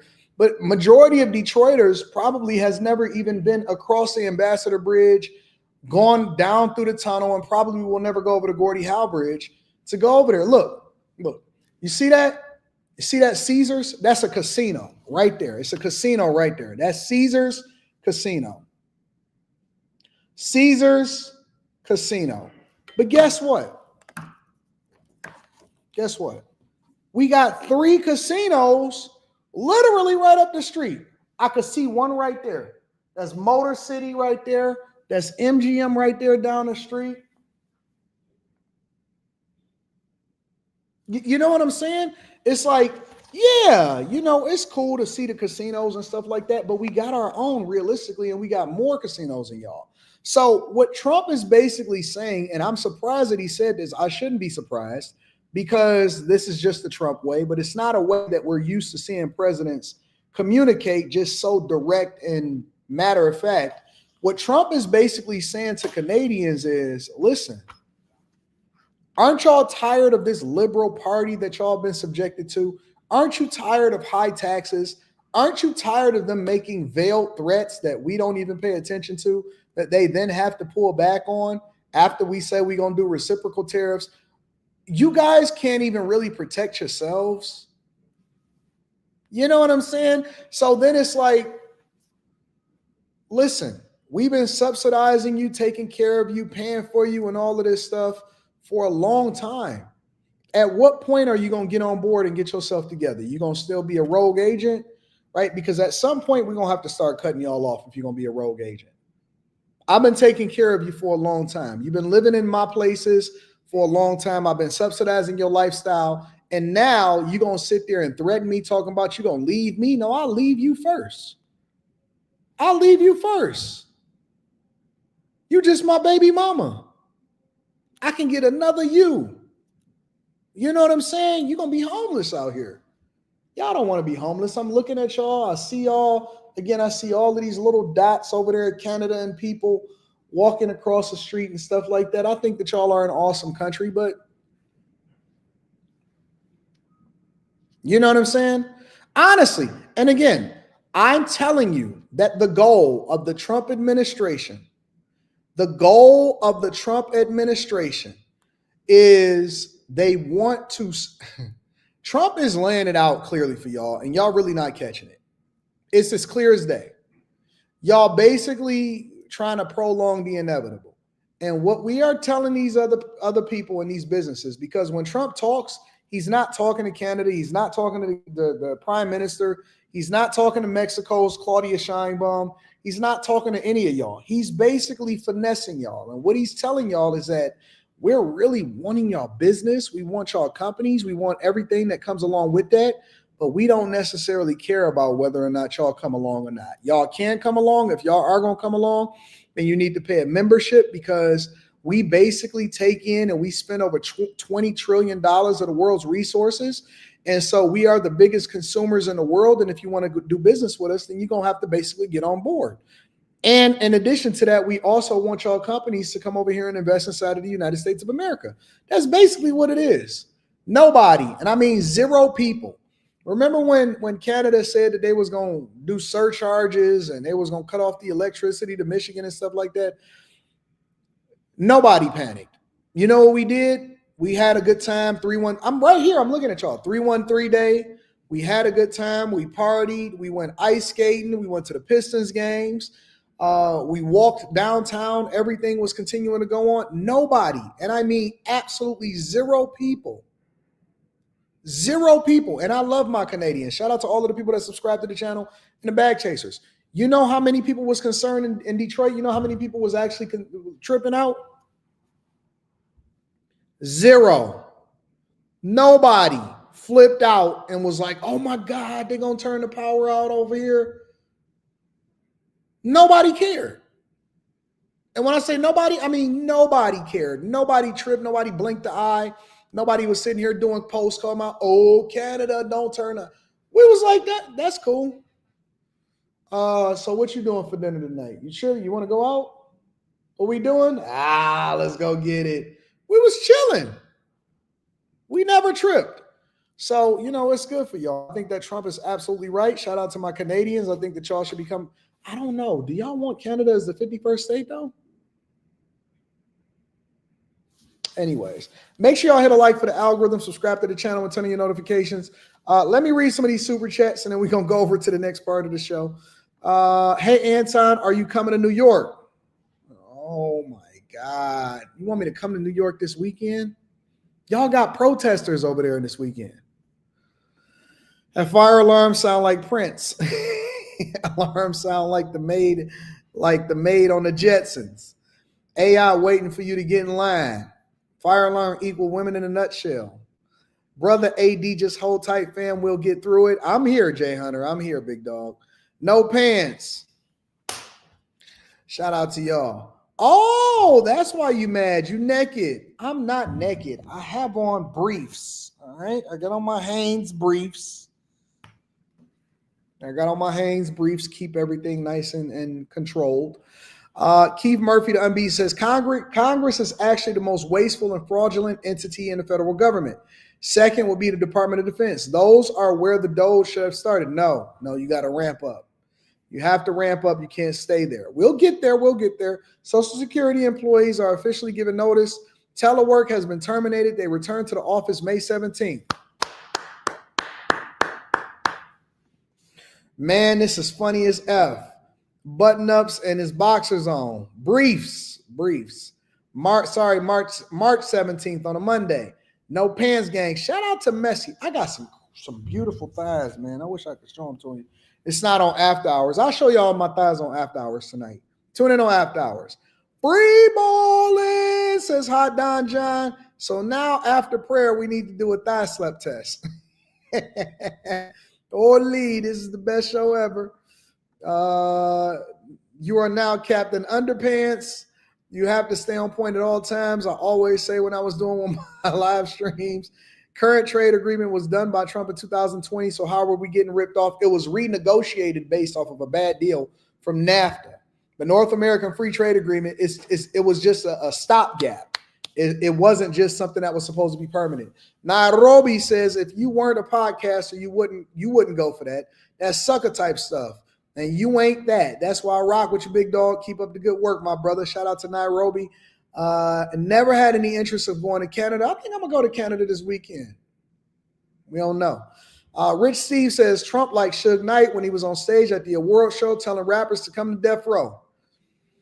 Lil Light says, I recommend to the chat the biblical documentary From Babylon to America. If you have time to give to God, I highly advise you to allow the Spirit to direct you to this YouTube video. Thank you. Whiskey Pierre says, anti-shalom prophecy. Canada is the 51st state by 2027. High Tolerance says, from the looks of the chat, they on your neck, AD, as long as you're not smacking that hip, we good. Briefs, tidy whities, the Mike Tyson. No, briefs are not tidy whities. Briefs are like boxers, but they're tight. Briefs, I wish I could stand up. Let me.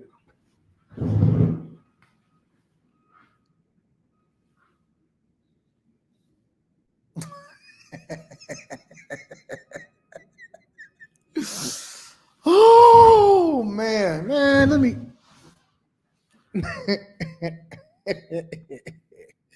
They must be Dems, whoever was doing the fire alarm test. Canada says, psych. What up, y'all? Make sure y'all hit a like for the algorithm, subscribe to the channel, and turn on your notifications. I will stand up. I will absolutely 100%. I have no problem. The only reason that I have not stood up, the only reason that I have not stood up is because it's the Millionaire Morning Show. If this was after hours,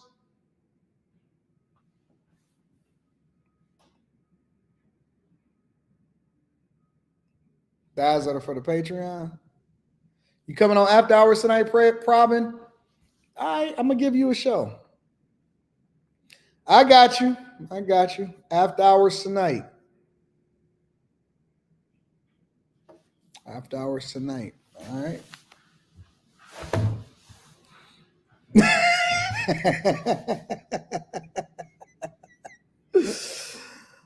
Oh. Make sure y'all hit a like for the algorithm, subscribe to the channel, and turn on your notifications. All right, let's continue on with the show. I don't want to get too distracted. How would you feel? How would you feel if you had no taxes on anything that was under $150,000? Does it sound too good to be true? Well, let's look at what's happening. So I want to have this conversation, and he was actually explaining exactly what Trump's agenda is for people that ultimately want to remove taxes. The goal is to have smaller government and less taxes. So let's get into it and let's explore this conversation. This is the Commerce Secretary Howard Lutnick speaking specifically in a 30-minute interview, but we're going to go to the space that we want to about the possibility of not having taxes. But it sounds like you're saying, trust us. And are you worried that at some point Americans are going to feel like there's a bunch of billionaires in Washington who are playing Russian roulette with our retirement? $2 trillion deficits don't bother you at all. How could you ask me, while we're running a $2 trillion deficit, and not care? You're destroying the people who have run this country before, are destroying the future for my children and my children's children. Before we get into this whole $150,000 thing, we really need to put it in perspective, because everything that we're doing and everything that we're fighting for and everything that's going on with the Trump administration, y'all got to remember that Trump is in his 80s. He's in his 80s. And as spry as he is, you know, it's funny because if you look at the difference between Trump and you look at the difference between Biden, and Trump does these interviews every day and he's available to the public and he's very, very much cognizant of what's going on and stuff like that. Honestly, we're not doing this for us. We're not going to be the ones that truly benefit from what's happening today and the sacrifices we made, which hasn't been made in a long time. We haven't had generations that actually held us down and made the sacrifices that was necessary in a long time. We are not the ones that are going to benefit. The people that are going to benefit is the generations that come after us, and they may not appreciate it, but it doesn't mean that we're not doing the things that's best for us. And it's funny because we will sit here and say, okay, well, we got a $1 to $2 trillion deficit and we're paying $1 to $2 trillion in interest every single year. Every single year. Somebody says he's 78, he's 79. That's 80, bro. If you 38, 39, still talking about, yeah, man, I ain't even in my 40s yet. No, dog, you 40. You 40. You 28, 29, you 30.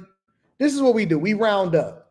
We round up, we round down. Somebody said, no, I'm telling you, I just, I'm 31, 30. You in your 30s. We say, well, you in your 30s. If you get to 38, 39 years old, you 40, fam.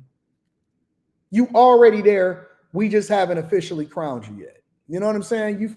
You 48, 49, you 50. 58, 59, 60. 69, 60, you that, bro. You that. We're not going to sit here and be technical about it. He's 80. He's 80. And so the people that benefit from it is the ones that's going to come after us. Trump has nothing to gain except for make sure that he save America from itself, which we needed somebody to make the tough decisions. We need a Thanos. We need a Thanos. I was a huge fan of Thanos. Now that we're more familiar with what's going on in the MCU, we realize that Thanos really was right. But we need a Thanos because ultimately our planet is going to collapse on itself. Our debt is going to continue to destroy us, and there will be no country. You ain't got to worry about inflation. You ain't got to worry about nothing if we continue on the path that we're going on. 100%. You have to worry about nothing if we continue on the path that we're going on. Because people won't even blink. Oh, man, we got 1 to 2% inflation. That's nice. We got 1 to 2% inflation. That's nice. We ain't even tripping about it. They don't even blink.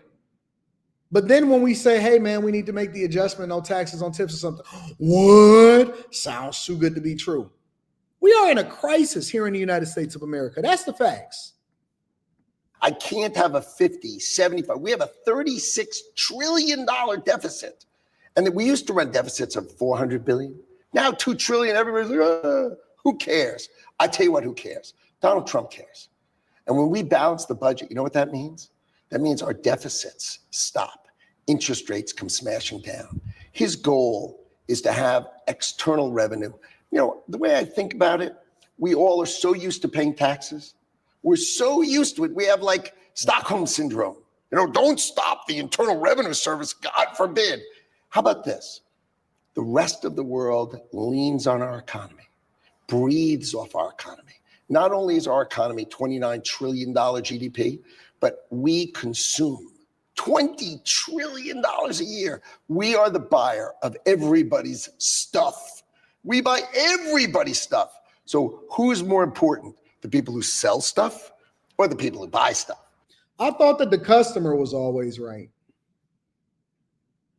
I thought that it doesn't matter what you think if there are no customers. In UX, I used to tell people, listen, we can design the greatest app in the world, but if don't nobody care and don't nobody actually buy anything from it or don't nobody use the app, you might as well have not created it in the first place. So just as much as we need to understand the marketing, just as much as we need to understand the what we want from it, we have to look at it from the consumer's perspective. Because if the consumers don't like it, if the people that buy it don't like it, then the app is dead. And that's the part that we're starting to realize. This is the thing that I have people have conversations. Again, I'm letting my C-student brain work. This is the thing I talk about relationships. You know why guys be so afraid that their girl's gonna leave them? Because they feel inadequate. They don't think that they're meeting expectations. They believe that she holds all the power in a relationship. You know why it's so easy for me to walk around with the confidence that I have? And people have always said, Anton, but what if she take half? You asking me that question actually shows me where you're at in your own personal relationship and your own journey within yourself. Because if you're the type of guy that is not so valuable and so awesome that it's impossible for her to leave because she knows that you are the best thing since sliced bread, then you have no leverage. You have no leverage in your relationship. Again, we're going to bring this all the way back down to our relationship with the world. You have no leverage. I don't worry about, oh man, she going to leave and take half, because she knows that even if she left, and you don't know what my situation is, you don't know if I got a post-nuptial agreement, you don't know anything. You don't know nothing. You don't know nothing at all. But even if, let's say hypothetically that she left and she took half, and I wouldn't even trip about it. I wouldn't even blink. You know why? Because I'm going to be worth 200 times that in 5 to 10 years. And meanwhile, you will be looking out the window like, dang, I should have stuck with it. And I can't believe I let that other chick and them other chicks out there take advantage of the space that I should have been in. I should have been right there with her. He giving that good loving to me. He the greatest man since sliced bread. He's rich, he's successful, he's awesome, he's situationally aware, he coaches people, he really knows how to control the room and all of this stuff. What do you think is gonna happen? What you think that they're gonna be better off without you? That's a coping mechanism. But guys that generally is scared and is always pleading for a woman to not leave them is usually a guy that feels inadequate. But the minute that you start to become him, they're going to be begging you. They're going to be at your socks. They're going to be pulling at your drawers. They're going to say, you know what? You ain't never leaving me. You ain't never leaving me.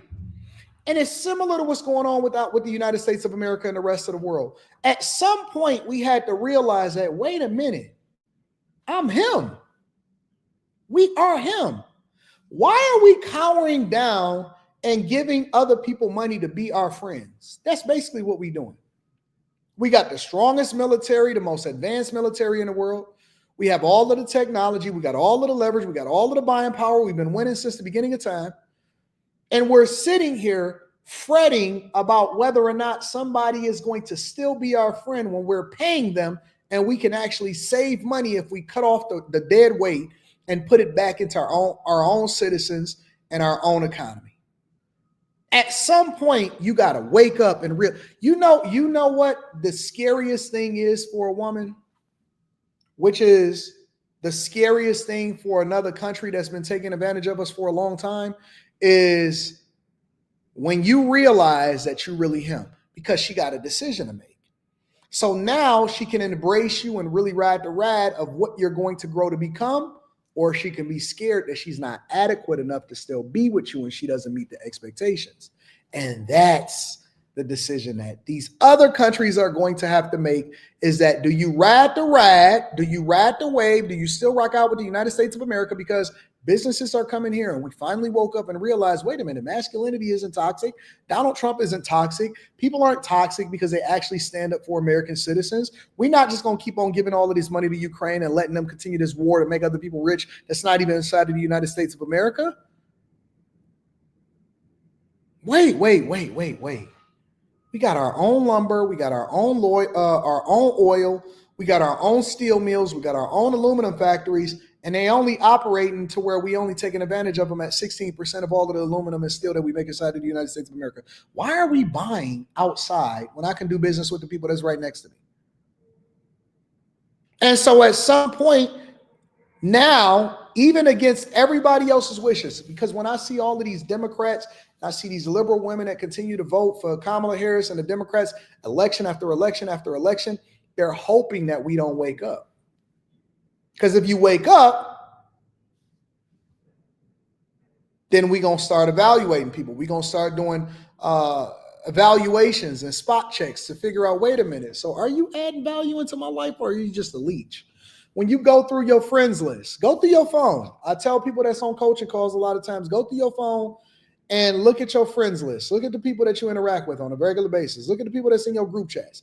Tell me, and I'm going to read these Cash Apps shortly. Tell me, are these people that actually add value into your life, or are they dragging you down and you just loyal to them for the sake of saying that they're your friend? Because all they do is use you, because you're the one that had the car when y'all was growing up. You the one that got the money. You the one that paid for all of the booths and the bottles when y'all go out. You always paying for dinner. Of course they're going to go to dinner with you, because you are the one that's being taken advantage of. At what point do you then say, you know what? I don't want to be used anymore. I'm trying to figure out who adds value while I add value to them. How am I pouring into you and you pouring into me also? This is the United States of America. We're waking up and saying, we are the best in the world. It's a privilege for you to do business with me. It's not my responsibility to make sure I subsidize your lifestyle. So we are the buyer of everybody's commodities, products, goods and services. Everything comes from us, right? Let them pay a membership fee. We all understand that model. Let them pay. How about we, you and I, and every single person we know pay less? How about no tax on tips? How about no tax on overtime? How about no Social Security? How about all those things? These are the kind of thoughts that will change America. I know what his goal is. No tax for anybody who makes less than $150,000 a year. That's his goal. And that's what I'm working for. So you're saying when it looks chaotic. She just missed the whole wave. He said Trump's real goal that he hasn't even discussed is no taxes for people that make under $150,000 a year.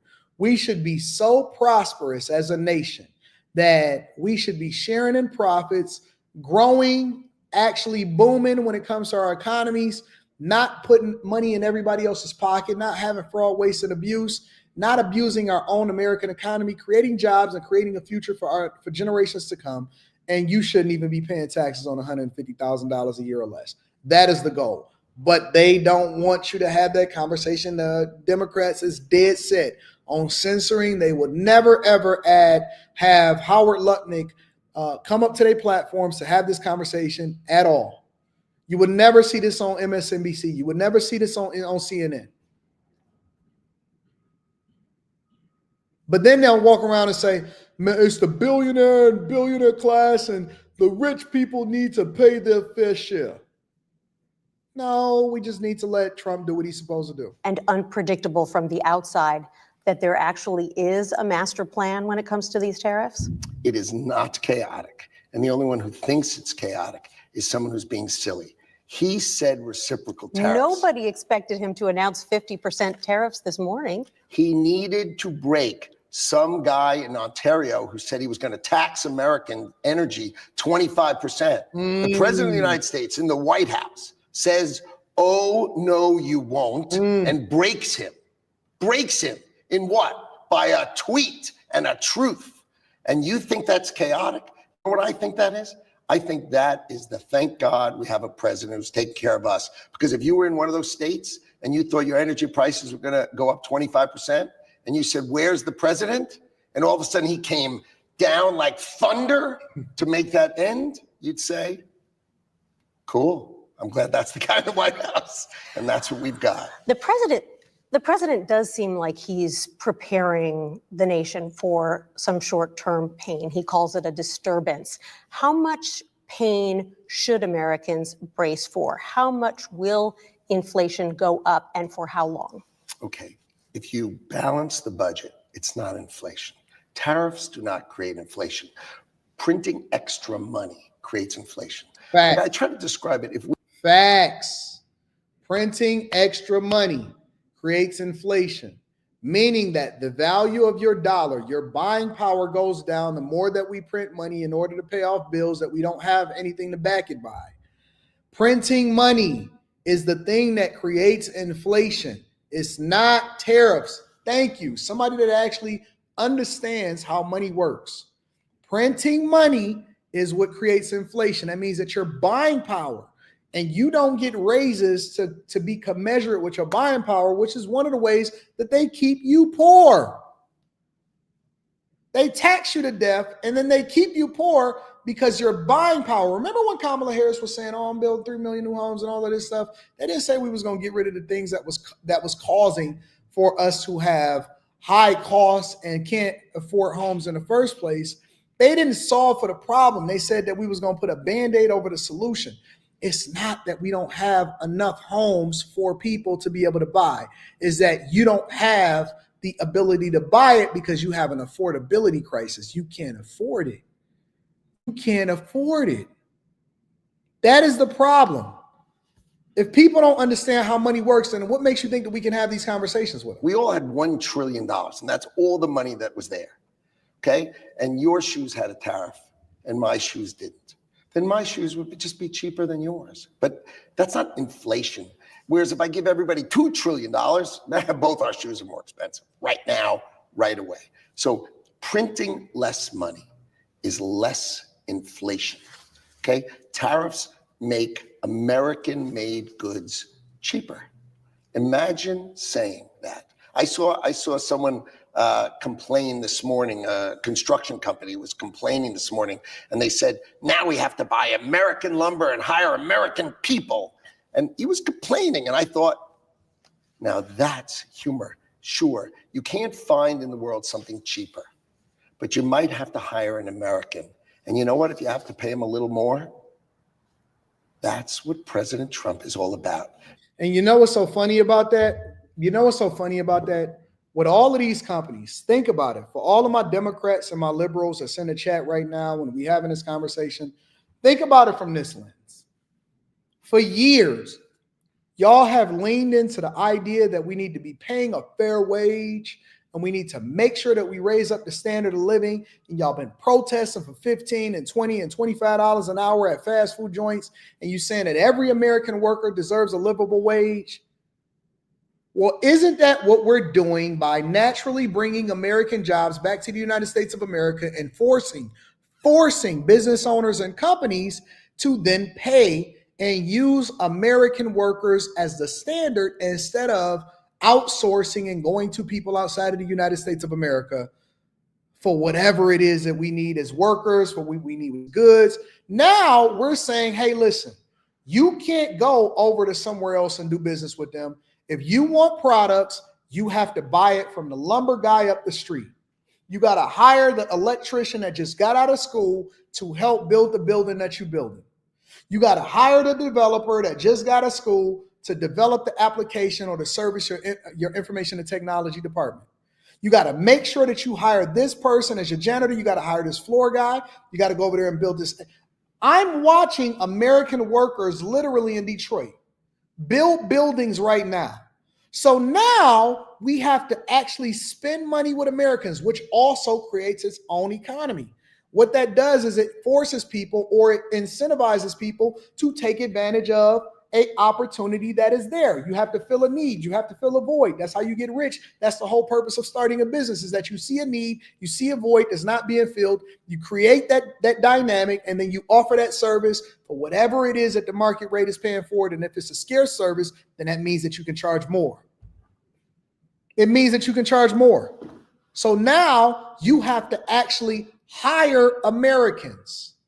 And then you create another economy, because now we start to create the curriculums and we send them to school because we need to create more technologically advanced workers, or we need better industries, or we need more service people, we need more plumbers, we need more HVAC, we need more electricians, we need more developers, we need all of these different people. We need regular jobs, we need normal jobs, more factories, more workers, more all of this. And you don't even have to compete with people that are doing it for cheap labor for the jobs that are being created inside of the United States of America. Wait a minute. So you're saying that we don't have to fight against immigrants to subsidize this industry that's not going to be passed on to you as far as the savings, so that you can have cheaper products, but you'll have the jobs, right? Because I remember when we got out of high school, you used to be able to get out of high school and go and get a good job.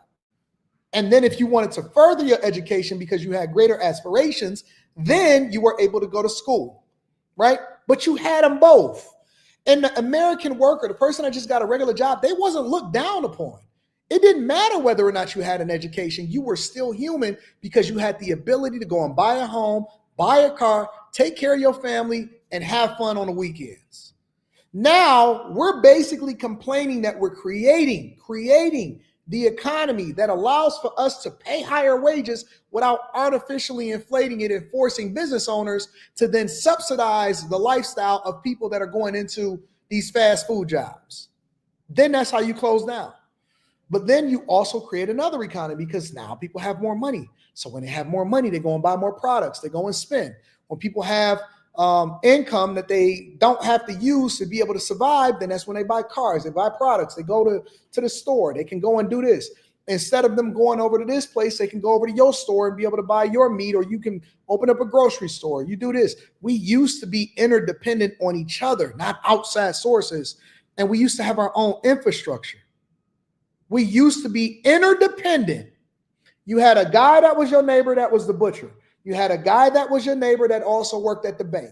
You had a guy, all banks was local. You had a guy that was your neighbor that also was the flooring guy. You had the guy that was your neighbor that was the electrician. It was the whole neighborhood. One guy was the doctor. Other guy was the dentist. Other guy was the lawyer. This person was this person was that. And the economy started to boom because we created industries based off of the fact that we were interdependent on each other to be successful. We want so bad to go and get some Temu products just so we can impress people and destroy our own economy so that our children didn't have anything. Finally got a president that said, okay, listen, if people want to do business with us, they're going to have to pay a tariff on it. But we need to be interdependent on ourselves. We shouldn't be enriching everybody else. And y'all mad at that when that's the thing that you asked for. We want smaller government, more money going to American taxpayer people pockets, less taxes, more industry, and then that creates the economy that then has us booming, and we want to be less dependent on other nations. Who would have knew that was the thing that we really should have been doing in the first place? You see what I'm saying? I depend on you, you depend on me. When I needed my studio done, Carrie said, I know a person. I said, okay, cool. When I need to find creators, I find people within my own social circle. When I need to hire somebody, I find people within my own social circle.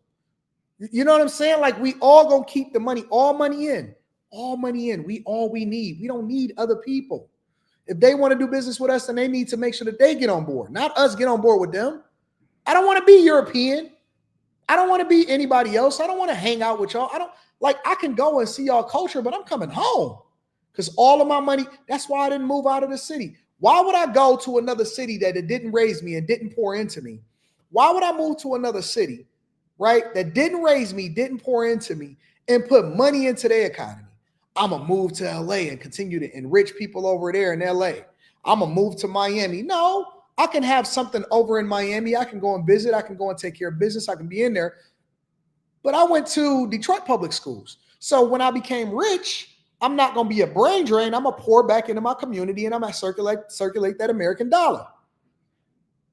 You know what I'm saying? Like, I'm not about to take money outside of my city. I'm going to put money back into my city. I'm going to spend money in my city. I'm going to buy homes in my city. I'm going to fix up my city. I'm going to put money into the community centers. I'm going to put money in the pockets of the people that's in the city. If we had more people that had that mindset, instead of trying to run, I'm going to fix up what I have instead of running out there to try to be like everybody else, and I'm going to build up what I have, then we'd be way, way, way more successful. That is the key. That is the key to your communities. That is the key to your economy. That is the key to America. And Trump is giving you the blueprint and you're rejecting it. You're rejecting it. I was talking to Jason Wilson the other day, and I said, Jason, I said, everybody always be giving us crap because neither me or you want to move from Detroit. He said, why would I move from Detroit? He said, I love my city. I love the people in it. I'd rather pour into it and make it great than to go over somewhere else and try to, you know what I'm saying? If we don't like the politicians, then we're going to get them out of there and we're going to get new ones. If we don't want the business, we don't like the business climate, then we're going to get it out. We're going to build our own infrastructure. If we don't like the housing over there, then we're going to put our own money together. And I'm not going to beg nobody either. I'm not going to come with no community fund. I'm not going to ask people to donate. I'm going to just put my own money up. And then other people are going to be like, you know what? Let me clean up my lawn because he over here doing what he doing. Not leaving. We right here. We right here. That's how I look at it. Make sure y'all hit a like for the algorithm, subscribe to the channel, and turn on your notifications. Not after hours. Thighs are for Patreon, fam. Fed judge ruled thousands of Fed workers be rehired. Y'all see that. We're going to tackle that on Monday when I'm able to do some research. Eric Wolf Harris says, I'm 36, so I'm in my early 30s. No, you're not. No, you're not. No, you're not. Don't you try to age me. Good afternoon, Anton in the chat. Enjoy y'all day. Shout out to my Dog Showcase Classics. Courtney says, what's good, AD? Off-topic question. Do you believe it's easier to make a lot of money in a short period, millions of time, versus a small amount of money in a long period of time? Let me read that again. Do you believe it's easier to make a lot of money in a short period of time versus making a small amount of money in a long period of time? Now, I think you got that completely backwards. I think it's much easier to make a lot of money in a longer period of time and make a little bit of money in a short period of time. Reverse it all the way around. Reverse it all the way around. I think it's much easier to make a lot of money in a longer period of time because you basically compound everything and you capitalize on off of everything that you build as a foundation versus making a small amount of money that we think is a lot of money in a short period of time. You understand what I'm saying? You have a much greater chance of making a whole lot of money long term versus a short amount of money because we short-sighted. Long money. Long-term, long money, big dog. Long-term, long money. All right? I look at that completely differently. I completely rearrange that completely differently. I change my mindset, which then translates into my actions. My actions translate into plans. Plans translate into actual real work. Got to put the work in it because the faith without works is dead. And then you just continue to compound on it. You compound over a period of time. I put the same amount of work in. I had this lesson. It's going to drop on the vlog today. And the same amount of effort when I'm making no money is the exact same amount of money when I'm making a lot of money. Because I already understood what it took to make a lot of money. And so I basically adapted that mindset when I wasn't making any money, and I applied it to the thing that ultimately was going to generate a lot of revenue. I have the same work ethic when I didn't have no money. It's the exact same when I have everything. That's the thing that drove me to get to where I am. You don't turn it on when you get there, right? You don't turn it on when you get there. You already are him. You know how we have conversations and we say, forgive me, I always break it down from a C student's perspective. Do y'all know how we have conversations and we say, are you a wife before I found you? Are you a husband before she got with you? You don't, and if she get with a dude and he wound up being dusty, we say, oh, you knew who he was before you met him. He ain't changed. You can't change him, right? If you're not a productive person, the reason why we tell women to date potential is because you already see who he is. He's showing you who he is when he don't even have nothing, when he's just okay, but he got this crazy work ethic. He got this entrepreneurial mindset. He's grinding, he's hustling, okay? When you find her, she don't evolve from being a hoe to a housewife because you married her. She was already a wife before you got to her. When this guy finds you and he shows you who he is, he's no different today than he's going to be the day that he then makes you a baby mama. And so that's why we then hold people accountable and we say, well, you knew who he was and you chose him. You didn't make a mistake. He didn't change. That's exactly the same guy that it was. Oh, but I thought he was. No, he wasn't. He was the same. It's the same thing. Everything in life is applicable according to who you are. That's why you got to be the same way that you are at home, the same way you are in business, the same way you are online, the same way across the board. Okay. So what I'm saying is, when I didn't have a whole lot, my consistency, my dedication, my continuously evolving. You know how I tweaked the live streams and then recently I changed the cover photos of the Millionaire Morning Show because I'm tweaking stuff. And now I'm starting to add timestamps in the after hours. And then we creating this new vlog and it's just incrementally improving. Now I wear the shirt. You don't even realize it because way back then, I used to actually stream from the crib and I was in a house coat. And that was the thing that got your attention because I was wearing a Versace house coat with all of that. And then that evolved into me actually wearing t-shirts and then me wearing t-shirts. And then I got the studio. And when I was in the studio, I was doing it in t-shirts still, but you actually could tell it was a studio. And then I started to build the studio up again because I just continued to reinvest all of the profits back into the business. And now that I got the AD shirts on and I'm more professional and I got the uniform on and stuff like that, I have the same mindset, the same exact, I don't change. I am the same person I am today as I was 10 years ago, as I was 20 years ago. The only difference is I'm more responsible of more things. I have more responsibility under my belt. This is the reason why the word of God says, be faithful in little and then I'll make you ruler over much. This is the reason why God says, be faithful in little and then I'll make you ruler over much. This is the application of the word. The reason why preachers cannot tell you and cannot give you any gain is because they don't know the true application of it. They're not living it. They just reading it and then they trying to translate it over to you. But the manifestation of the word is the lived experiences. So now when you're interacting and you're dealing with the word of God, you're reading it and then you applying it into your life and then you see the manifestation of it. That's why I've read the Bible 7 times back to back to back. And I'm reading it for the 8th time because the spaces that I am in my life, it's translating based off of my lived experiences. And so there's new revelations. It's new revelations. Now I can look back over my life, which is one of the reasons why you cannot have a life coach that is 20 years old, 30 years old, because they don't know what the translation of it is. They don't have the lived experiences to actually apply it and to see it manifest in different parts of people's lives. That's why when I tell these young guys a lot of times and I say, hey, listen, do this, and they say, it's a different time, it's a different time, It's not. It's the same way that it was yesterday. It's the day before. God is never changing. It's the same thing. You just got to apply it differently. And they don't hear it because they don't have foresight. They don't have insight to understand and a foresight to actually project their success. So they don't do it. And it's hard to get people to do something that they can't have to understand. That's why God says in everything you do, get understanding. It's hard to tell people to do something that they don't have the vision for. But if you just start to create the routine and you give them small successes, right? They have small wins. It translates into you being a millionaire. It translates into you having the greatest platform. It translates to when anybody else that go viral. There's plenty of people that went viral and they jumped out ahead of me.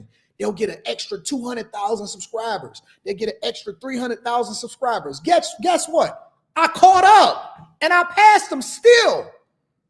The race isn't given to the swift, it's given to he who endureth to the end. I don't care how much you jump ahead of me.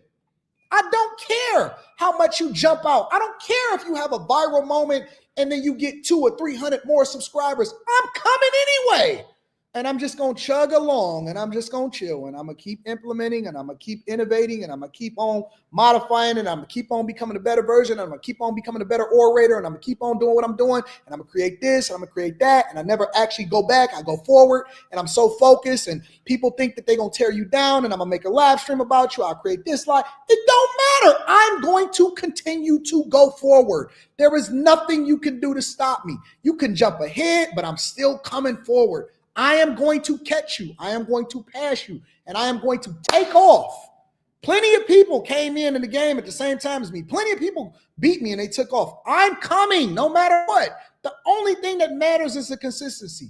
The race isn't given to swift, it's given to he who endureth to the end. I am a firm believer, whether it's business related, whether it's relationships, or whether it's life experiences. I am a firm believer. I don't call myself a Christian. I do that for y'all on the internet because it's a way for y'all to be able to put me in a container and really be able to receive me. I'm a saint.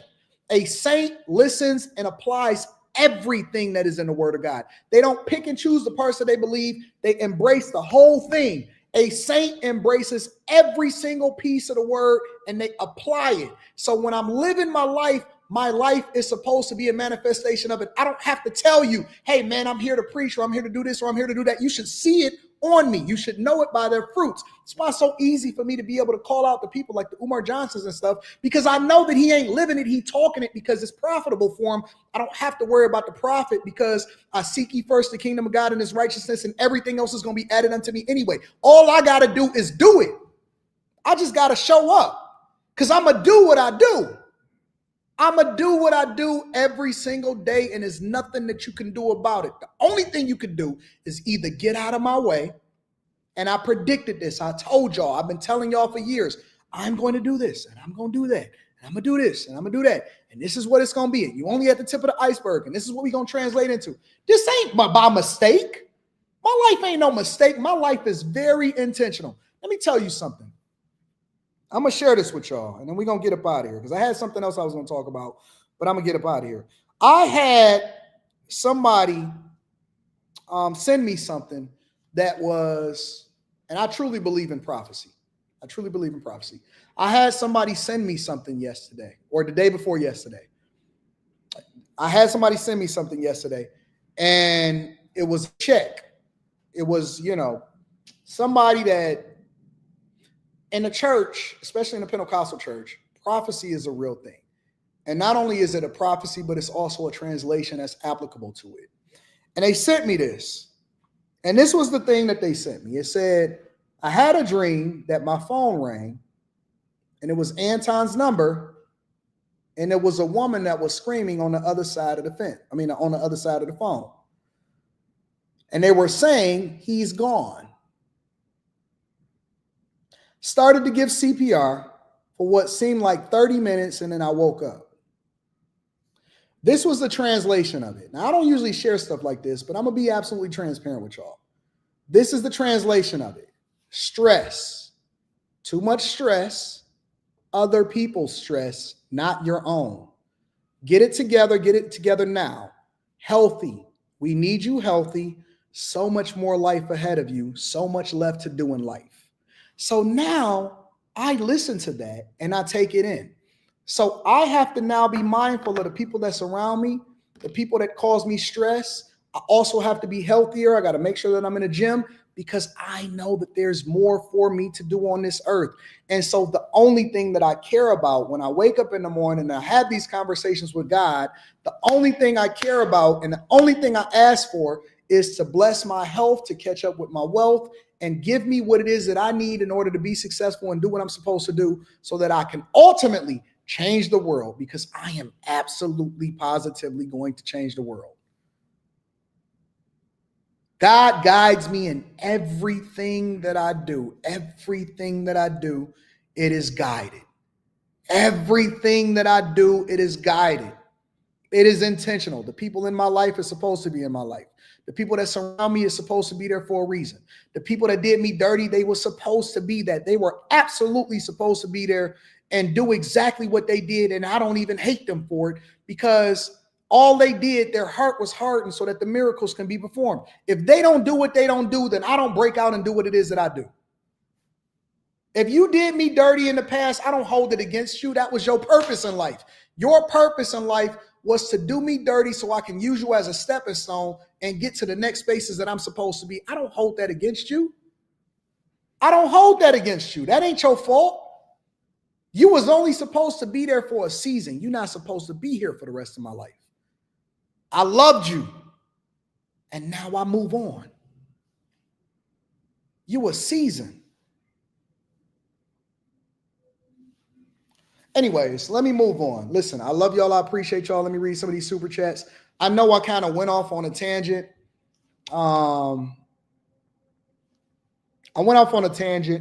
But sometimes I like to give y'all insight, and I want to let y'all into how my mind works. You know, I censor myself and I temper myself so that we can make it more consumable.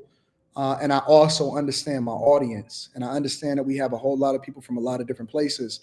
But more importantly, I want you to understand that I am a very complex individual that has a lot of thoughts, a lot of ideas, a lot of work that's behind the scenes. And I want to bring y'all in even further into my life. And I don't feel like I should have anything that I'm preventing y'all from seeing in my life. I want you to see my flaws. I want you to see my mindset. I want you to have an opinion about it. I want you to take what it is that I do and what I give you and what I learn, and I want you to use it for your benefit. If it don't apply to you, then don't apply it. Chew the meat, spit out the bone, and use it. I want you to use my life for positive. My goal on this earth is to leave it in a better space had I not been here, and I'm determined. I'm 100% determined to do that. Make sure y'all tap into the Patreon. Link is in the description.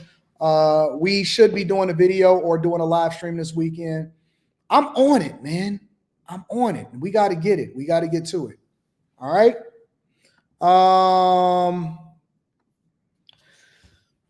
I read that one. All right.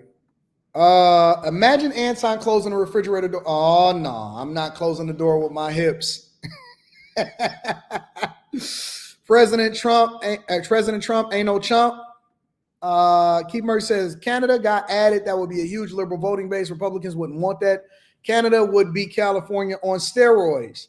I got you. It was a theory based on Myron Golden. Shout out to Myron Golden. How you do one thing is how you do everything. Shout out to Mika. Shout out to my Mika. AD cooking out here, y'all. Pass the offering plate around. I'm coming, says Double Jeopardy. Good morning, AD. Your thoughts on working for Rivian as a field service tech and moving away from networking engineering? I'm not a huge fan of network engineering. I think it's okay. It just depends on what the opportunities are. Depending on what the growth opportunities are. Is it more money? All of that stuff. Go and get the money. Jacquel says, I love you and all of my brothers and sisters in Christ. The story of Noah is a warning for those who have an ear. Obey the Lord and everything. God bless. April L says, there's so much confirmation for me in what you're saying, Anton. Man, it's been a week. Thank you and God bless always. I love you, April. Jay Hunter Lee says, that's right, AD. Show me your friends. I'll show you your future. See, aren't y'all glad that we actually endured through the fire alarm that tried to interrupt us?